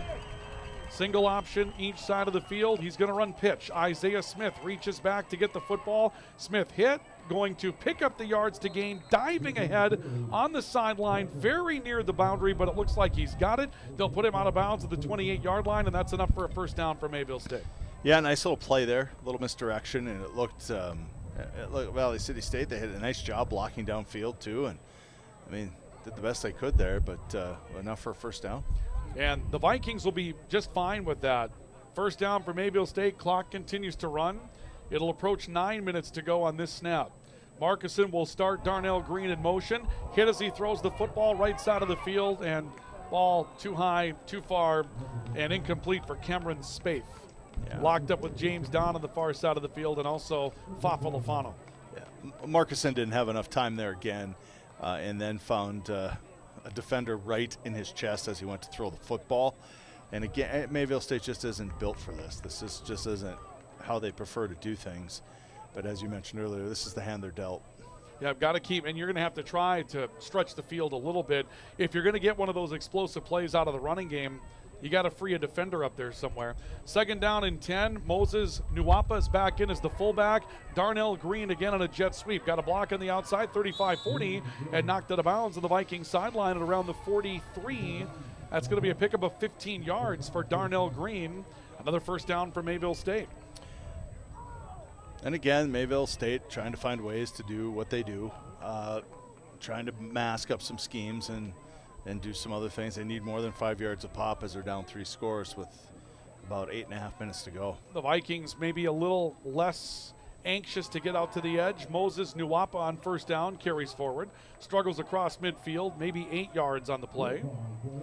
Not and a second full, down and 2 coming up. Not a full prevent defense, but kind of a pass first defense, maybe? Make them use the clock. Keep some defenders back. It's still a 4-man front, and there are still 3 linebackers in the game for the Vikings on second down. Marcuson to throw, right side Green, incomplete. Nice play. Good coverage by Caleb Tork, who comes over. And Tork has an opportunity to pose in front of his own sideline right as Darnell Green walks by him. So that's a 2-for-1 that time for Caleb Tork. And here comes 3rd down and 2 for the Comets at the Viking 49. Yeah, you're up 3 scores. Why not, huh? 21-0 Vikings, 8 minutes, 8 seconds to go. The final game of a 3-game homestand for Valley City State. One more left at home this year against Dickinson State, trying to get the win. Isaiah Smith on the jet sweep, and Smith has a first down. He'll cross the Viking 45. It is down to the 43, a gain of 8 yards. And yes, it is Isaiah Smith. This is not Detroit Pistons basketball from the 90s. My apologies on that. Number 11, just the same. Both wore number 11. I could see where you'd get confused. I think you give me too much credit on that. First down and 10 for Mayville State at the Viking 42. Little option reverse taken right side. Big hole for Cameron Smith outside the numbers at the 30, the 25, and dragged down by Khalil Toney at the Viking 23. Big chunk of yardage for Cameron Smith, the wide receiver. That'll take it down inside the Viking 25-yard line. Yeah, misdirection has garnered them a nice yardage here on this drive, but you're seeing a little bit of a softer VCSU defense. I think you'll see them stiffen up here. Smith on the jet sweep again, trying to turn the corner on the right, makes a man miss out on the boundary, and then runs out of bounds at around the 20-yard line. He's escorted out by Fafa Lafano. Clock will stop at 7:04 to spot it. They're trying to get the clock to run. Come on, boys, over in the scorer's booth. Let's get that clock running. There we go. Took about 5 seconds to get that thing moving again, and those are the seconds that can matter, right? Well. And it's your home clock. It is. You should have a hard time stopping it before, right? They should be putting time back on the clock. Second down and 8. Marcuson dropping back, looking to throw, throwing right side of the field, and a pass, bobbled and incomplete. Good coverage down the field that time on the target, Cameron Spaeth. And that coverage applied over the top by, I believe, a Viking reserve defenseman. No, correction, Khalil Toney was the corner on that side. 6:41 left of the fourth. The Vikings up 21-0, and it's 3rd down and 8 for Mayville State at the Viking 21. They have to score. There's no two-way. I mean, now's the time. At this point, if you don't get in, if you're Mayville State, the writing is kind of on the wall, and Mayville State's going to use a timeout. So the Comets will call for a stoppage. We'll take one as well with 6:41 left to go in the fourth quarter. Vikings leading 21-0. We'll see if we can't pick up some scores from the Frontier Conference in progress when we come back, so stay with us for that. Viking football will continue in just a couple of moments. Don't go anywhere. Hi, this is Clint from Central Avenue Health Mart Pharmacy in beautiful downtown Valley City, your only locally owned pharmacy since 1989. When you're locally owned, you care about your community and your customers. We offer a great selection of gifts and toys, as well as yarns, fabrics, sewing, and crafting. We are here for you from 9 to 5:30 weekdays and Saturdays 9 to 1. For all your pharmaceutical needs, give us a call, 845-5280. Health Mart, taking time to listen and care. Welcome back to Viking football. Out of the timeout, Mayville State looking at 3rd down and 8 from the Viking at 20-yard line. The Vikings leading 21-0. 6:41 to go fourth quarter. Aiden Marcuson under center. Toss to Smith, reverse again, and now Spaeth has a run pass option and throws incomplete. Ground ball out on the right side for the quarterback, Aiden Marcuson. So now 4th down with 6:35 to go. Yeah, there's a certain amount of tomfoolery, right? And then. But you got to score. And now you're pulling out the last page of the playbook. Maybe I'm too much of a traditionalist, Ryan. Maybe that's what it is. Montana Tech leading Montana State Northern 49-7 in Havre. Late fourth quarter. Tech's going to win that football game. You're calling it? Dickinson State Dickinson State trailing Dakota State at home at the Bijou Activity Center 17-13. Dickinson State just lost for the first time in 14 tries against Mayville State last week, and now Dakota State rolling over there And if you know anything at all about the politics of the former Dakota Athletic Conference and the former North Star Athletic Association, those are a couple of schools that haven't always had the same mindset. Let's just go ahead and put it that way, okay? I love it when you try to be politically correct. In Dickinson. Right now, no result to bring you. Carroll and Montana Western. They were supposed to kick off at 1 p.m. Mountain Time. Nothing up there as of yet. Arizona Christian plays at Eastern Oregon. I believe that's at 2 Pacific, and Southern Oregon and Simpson play tonight at 8. So that would round out, or actually 9 rather, our time. So that would round out the scores that we have available. Here's 4th down and 8 for Mayville State, and maybe the ball game at the Viking 20, and flags come out. Left side jumped. So 4th and 8 may become 4th down and 13. Let's see what happens here. Our referee will check his notebook. And there will be a false start that's called against Isaac Kennedy of Mayville State. And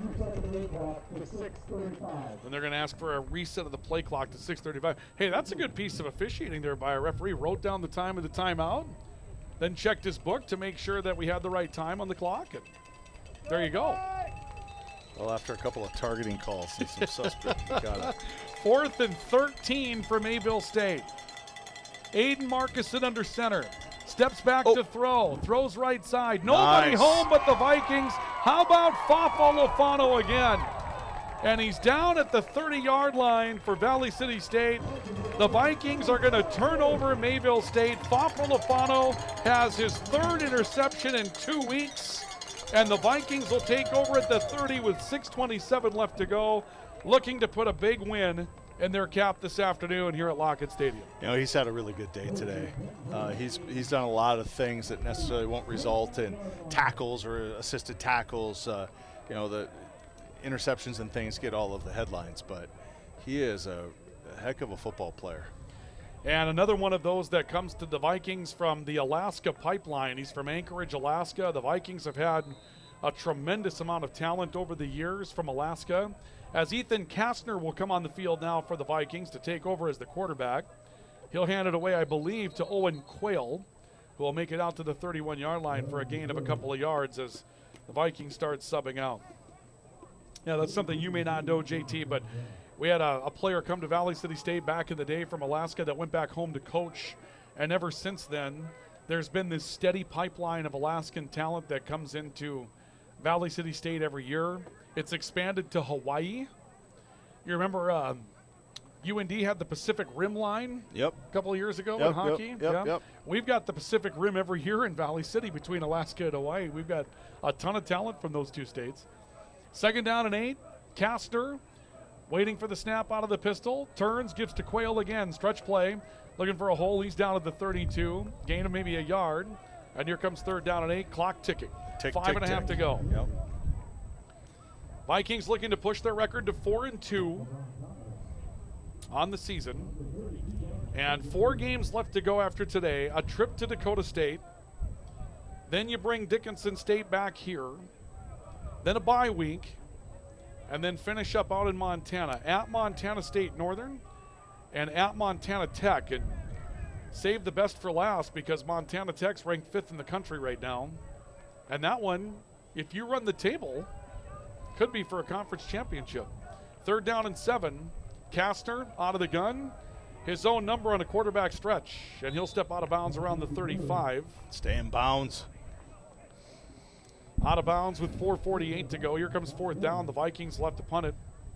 Clock will keep running here. I don't believe it stops when they go out of bounds until you get inside 2 minutes to go or something. Yeah, I think that's changed through the years. I think what most people see on Sunday is you got to get pushed out of bounds. Yeah. If you run out of bounds, it doesn't necessarily stop it. I could have that screwed up. But now getting out of bounds doesn't necessarily stop the clock like it did 100 years ago when we played. Sure. Those games got to be awfully long. That's why. Remember those 3.5-hour college football games we used to have? I got to tell you, too, I mean, the play clock has changed everything. I mean, basically, if you're moving the football, it's a minute almost every play. Well, we saw Mayville State do it to start the half. Yep. And a timeout's going to be taken by the Vikings here. They'll let the clock run down before they have to take care of their fourth down decision that they'll have coming up here. Post-game report is on the way. We'll have a look at some of the highlights from this matchup, and Dennis McCulloch will join us.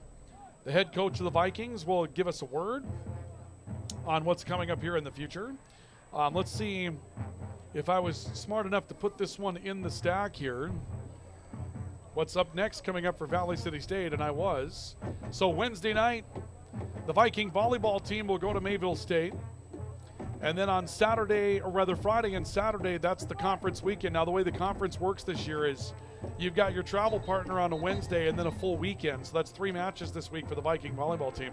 They're at Mayville State, then they're at home with the University of Providence, ranked 3rd in the nation. And Montana State Northern on Saturday. The Viking football team at Dakota State on Saturday. And how about this?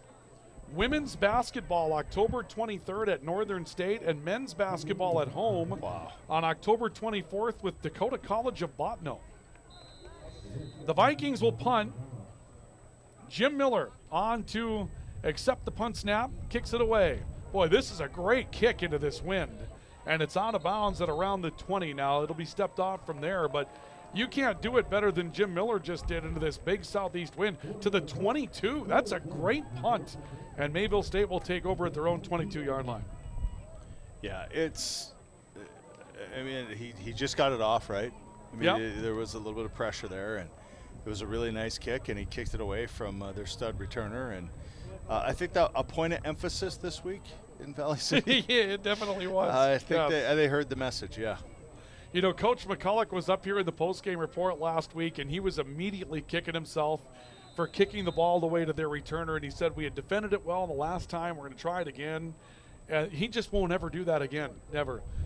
He won't ever make that mistake again. Aiden Markison, option. He'll make the pitch to Peyton McGregor, trying to turn the corner on the right side, and McGregor is jersey tackled down on the far boundary at around the 25. Clock to 3:49 to go. Dennis McCulloch in his 29th season coaching Valley City State as a head coach. He was an assistant here under Steve LeGrand before he became the head coach. And right now, they talked about this beginning of the year.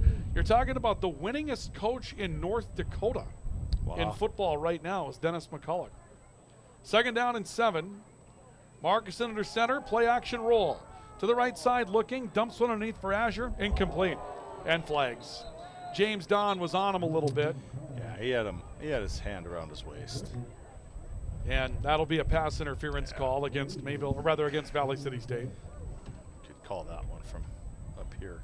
We've been breaking in a couple of new camera people today. I want to say they both have done an excellent job under the tutelage of Ellie Tombarge, who is quickly becoming a manager in that department. She doesn't want to be, but she's going to be. I mean, and it's in the bloodline. Her mom is the manager of I3G Media in Valley City, so might as well have her be the manager of the video crew, right? That makes sense. You got to start somewhere, right? Yeah, absolutely. Yeah. Right. Baby steps into the industry. I like it.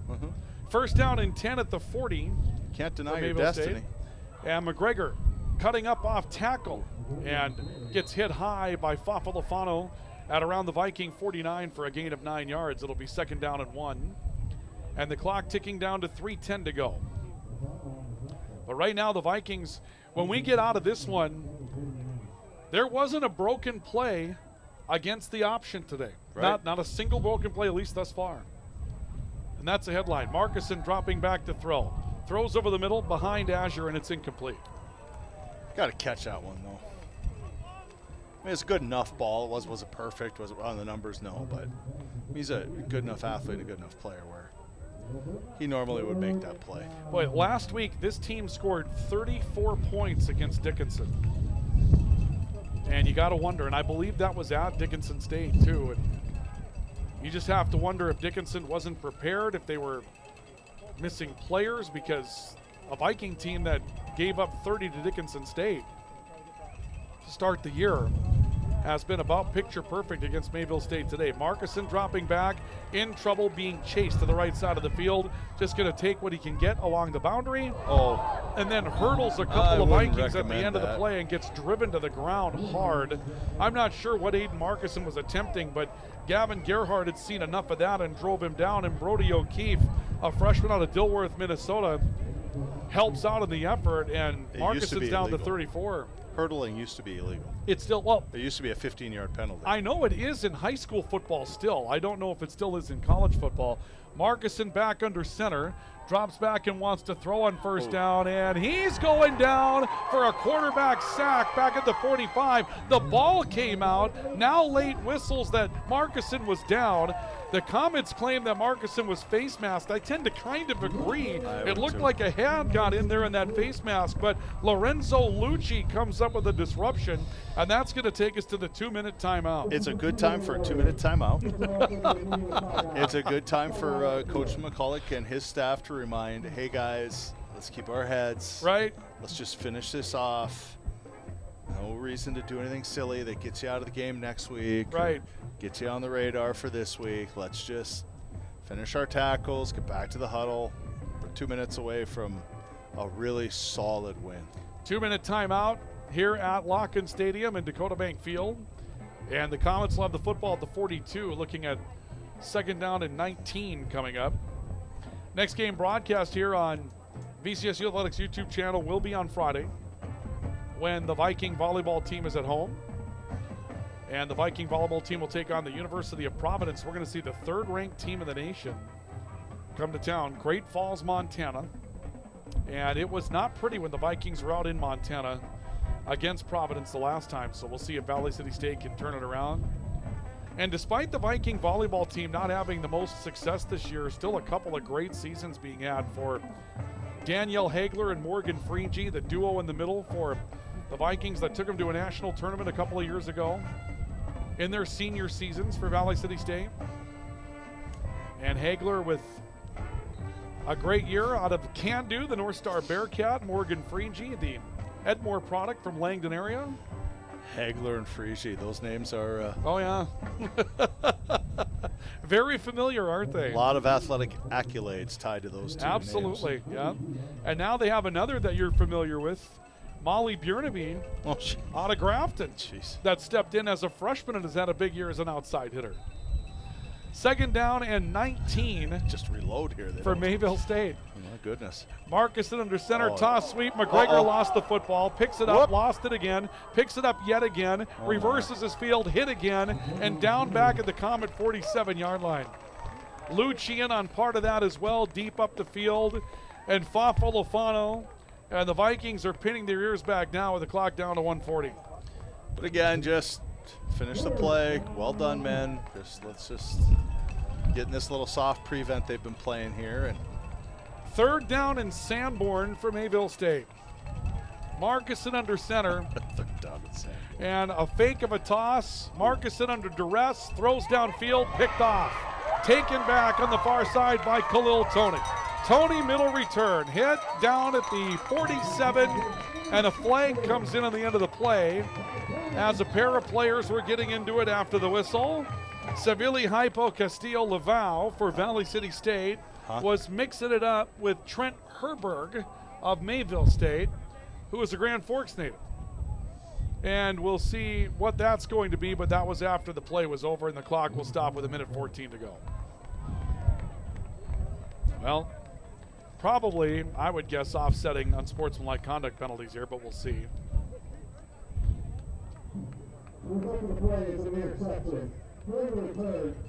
Oh, we got a block in the back against the Vikings on the return. Okay, so they will not have any sort of unsportsmanlike conduct penalty for the extracurriculars. And the Vikings are going to come out and get in the victory formation and put this one away. Great win for the Vikings to move to 4-2. They knew they would be tested by this defense. They took advantage of an early turnover. They stayed with the game plan. And then a great catch by Dom Sotomayor that really kind of puts a nail in the coffin. And a great touchdown run by Divine Pearson today. And the Vikings have a 21-0 advantage. And they're going to come out and start putting this one away. Kastner will take the snap. Takes a knee. Viking crowd will be happy after one got away last week against Rocky Mountain to see this come to fruition here today. Quick look at the numbers. We'll give you the complete numbers coming up in the postgame, but you see a day today for Moses Nuapa for Mayville State. He ran it for 76. Isaiah Smith ran it for 58. Darnell Green ran it for 36. I mean, they had a great day running the football. Also, Cameron Spaeth coming over and running it for 28 yards. I mean, they ran it extremely well this afternoon, but Aiden Markison, 3 of 15, 22 yards, 2 picks. And a knee taken by Ethan Kastner. And the Viking crowd will start to come to life as the final seconds tick off on this one. And there's still some over-the-shoulder jaw-jacking going on. Yeah, you might not call it a rivalry. You might not want to call it a rivalry, but the way this one finished up today, JT, I think you'd agree. It is. There's a grudging rivalry here, if nothing else in this one. If one team believes it's a rivalry, is it a rivalry? It may be, yes. And I think that's the thing. I think Mayville State has looked at this as a rivalry of theirs. The Vikings have always had their rival with the University of Jamestown, but today the Vikings then win this one in shutout fashion. After the Comets scored 34 against Dickinson State last week, they scored nothing against the Vikings today here at Dakota Bank Field and Lockett Stadium. All you need is a ceramic trophy to play for, and you're there. They used to have something called the President's Cup. What happened? Well, back then, President Chaffee at Valley City State, Ellen Chaffee, was the president of Mayville State as well, because the North Dakota legislature did not see fit to have a separate president for each university. So they called it the President's Cup. That experiment did not last long. President Chaffee became the full-time president of Valley City State again, and a presidency was born at Mayville State again. So there's that.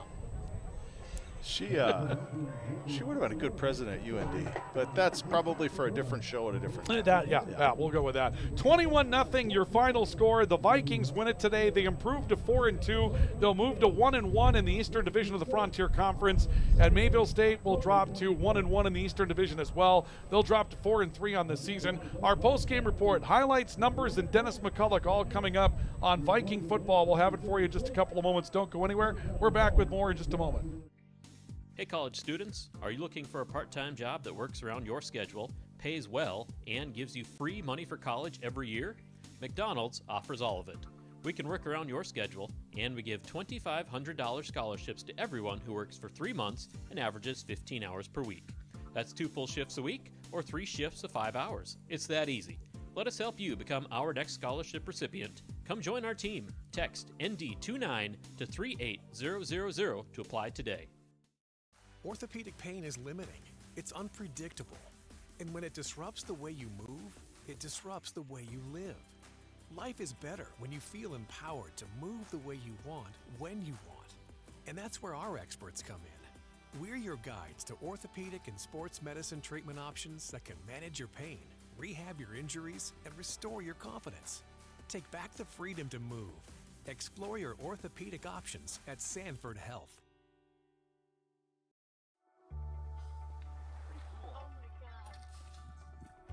We aren't meant to be still.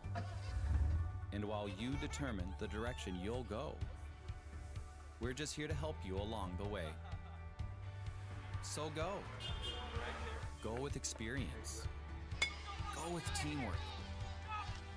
Go with neighbors. Go with integrity.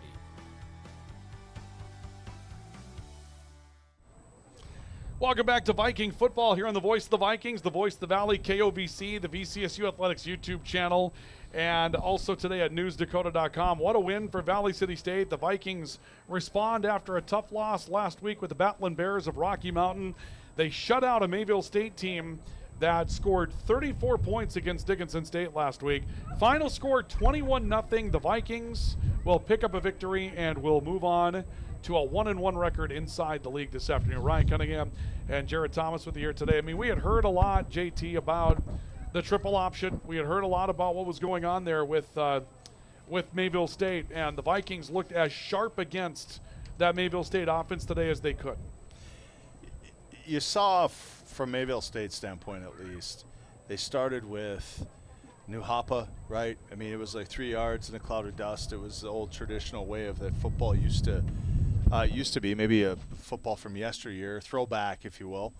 And at times they seemed to go away with it, like almost they got bored with it a little bit. And it kind of bit them in the tuchus a little bit. And what really hurt them is they were down 6-0 in the first drive of the third quarter.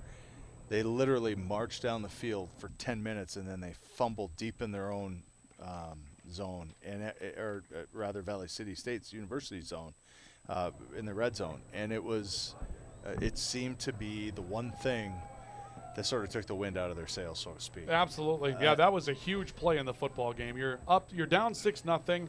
Everything's going your way. It's the opening possession of the second half. You're at the Viking 8. Yep. And you put the ball on the carpet. And then they get the ball back, and they march down the field. Yeah. Right? And you talk about a backbreaker, right? I mean, it completely changed everything about this football game and the way that it was heading. And Valley City State University just capitalized on some mistakes. They made some plays defensively, a couple of interceptions in the second half that helped kill drives. And I think Mayville State University, as much as Valley City State University played well today, Mayville State didn't do a lot to help themselves either. Yeah, they couldn't finish drives. They couldn't find the end zone, perhaps obviously. And so it was a good, solid win. VCSU did everything that they had to do to win today. They played well. They played good, solid, sound football. Mayville State University, on the other hand, again, I think you can see how this football team can win football games.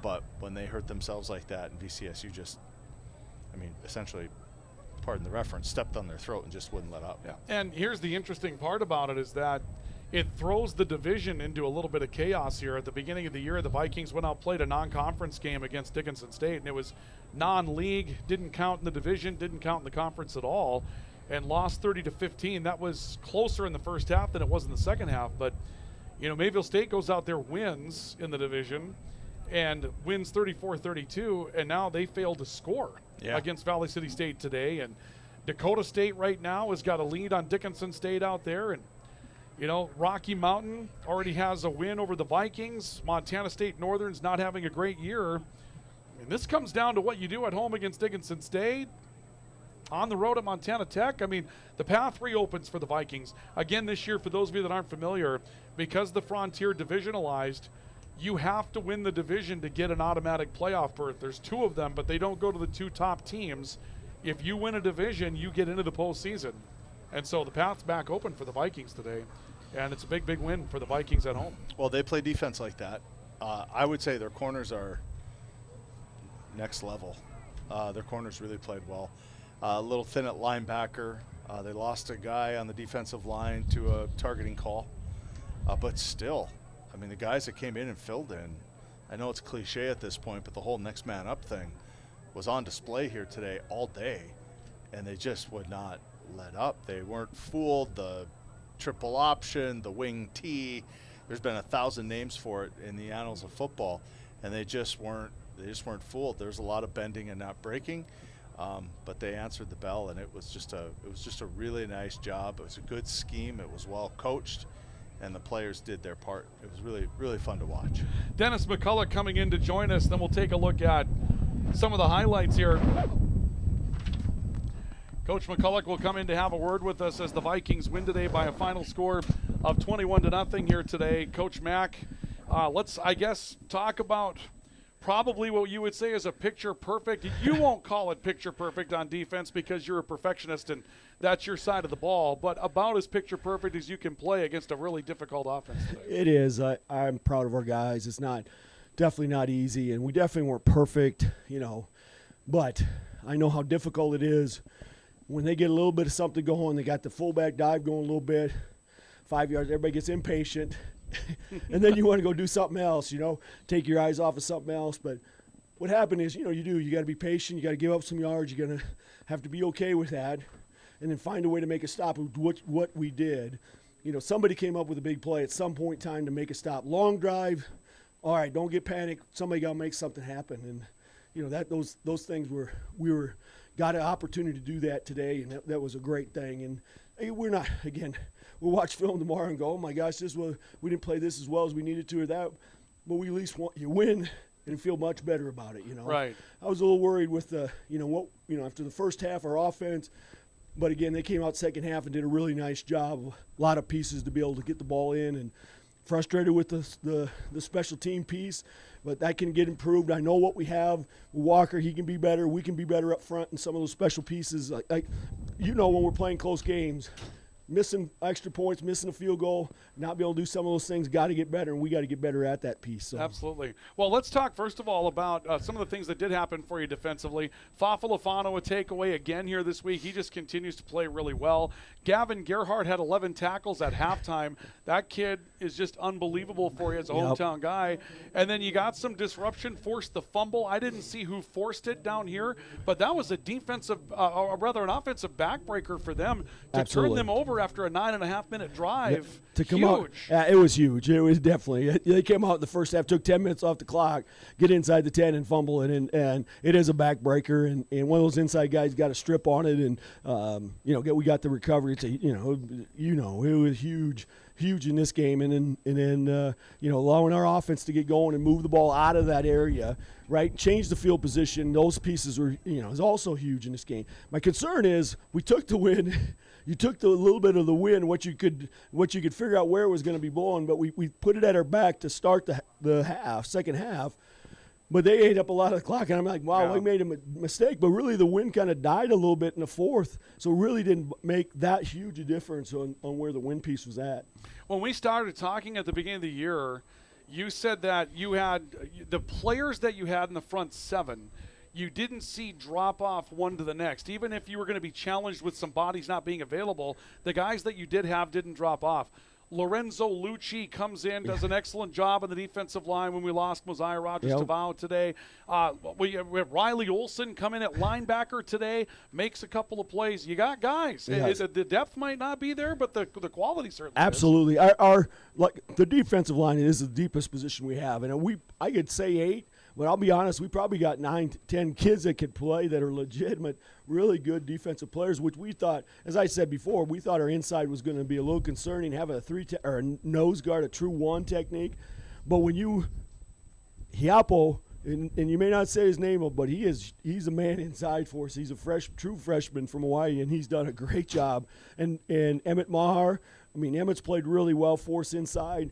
We got we got a lot of people, and Coach Pecoraro rotates the defensive line. It looks like a hockey damn thing. I was a little bit concerned, right? A couple of times he's rotating. Guys, coach is good. They're going fast here, right? When he go rotating those dudes in and out, but they're fresh and they're hungry and they want to go make plays because they want to stay on the field. That's a great spot right now for us. I wish that we could say that in all the depth that we have, but if we can stay healthy, we got a pretty good team who will compete. When you have a guy that plays for you for 4 years, there's usually a highlight in there somewhere. The catch for Dom Sotomayor today is fabulous, absolutely. huh? It was fabulous, and that's good for him. And you do a lot of the dirty work a lot of times and don't get the glory piece of it. But that was a huge play in this game, And once even when we went up 14, you feel pretty comfortable. They're going to.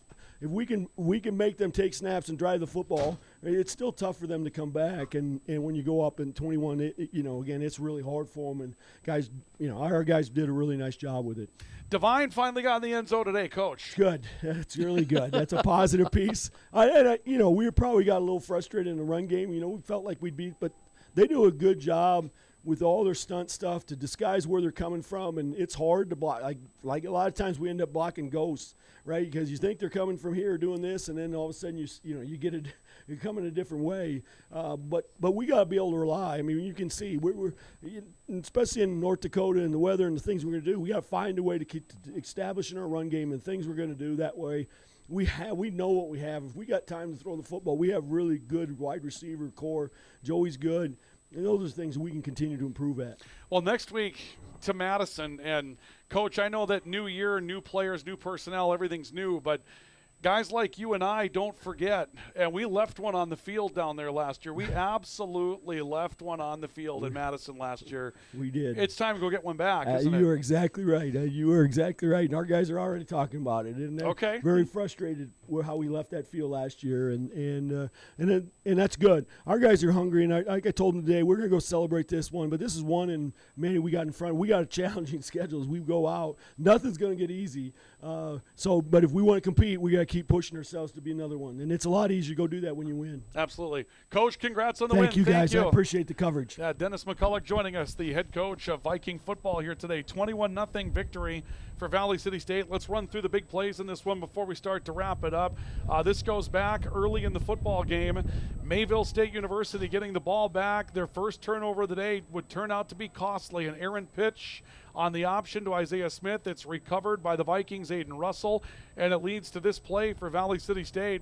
Joey Cave dropping back, looking right side. Wide open Jake Deutsch in the end zone. 6-0 at the break. Here was the backbreaker.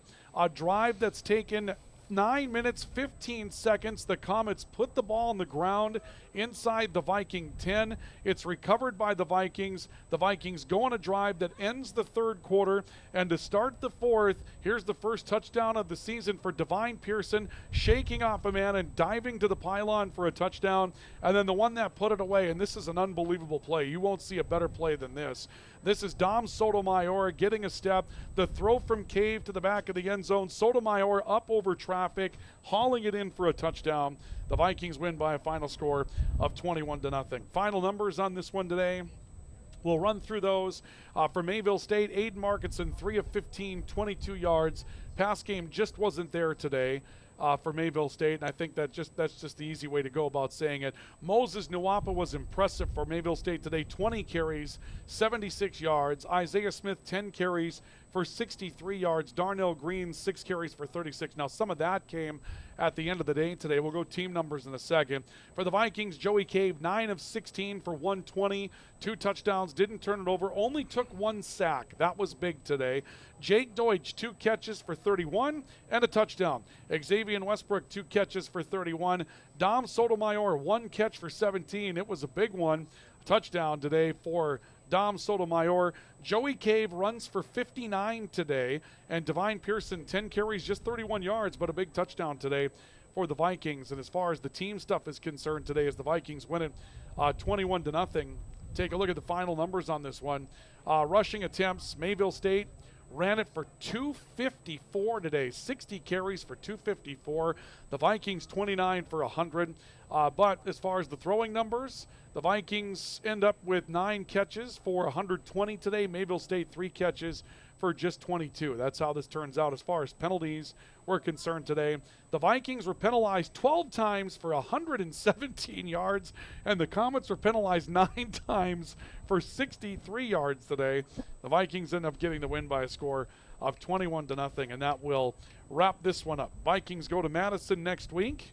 JT, what did you think of your first experience here at Locken Stadium in Dakota Bank Field? It's a wonderful place. It really is. There's a lot of great things about Valley City State University, about this area of the world, and about the people that are here. They care. They play hard. It's a good brand of football. And the great thing about it, too, is it still gives, and of which I was one, local kids that want to keep playing an opportunity to play. And that's what this level of football is all about. And, again, it's sophisticated and it's hard-nosed and it's all the things. But it's just a fun atmosphere and a good brand of football. We had a fun one today. Thank you for joining us today, JT. I really appreciate it. It's good to have you here. I had to beg for the invite. And finally, after, 10 or so years, Ryan was finally like, all right, if I get you to a game, will you shut up about it? So that's not exactly the way it went. So I appreciate the opportunity, and this is you're going to have a fun ride the rest of the way. Let's hope. Vikings win it. They go to Madison, South Dakota next week on Saturday. And again, we'll see Viking volleyball against the University of Providence coming up on Friday. Want to thank the fine sponsors that make it possible, all of you for tuning in today. Radio side, video side as well. On the radio side, we're going to turn you back over to regular programming with an update from Fox News and get you back into the action there. On the video side, we'll see you again coming up on Friday night over at Gratian Gym. This has been Viking football. The Vikings win it 21-0 on the VCSU Vikings Athletics channel on YouTube and also on newsdakota.com and the voice of the Vikings, the voice of the Valley, KOVC. This is 1490 KOVC AM Valley City.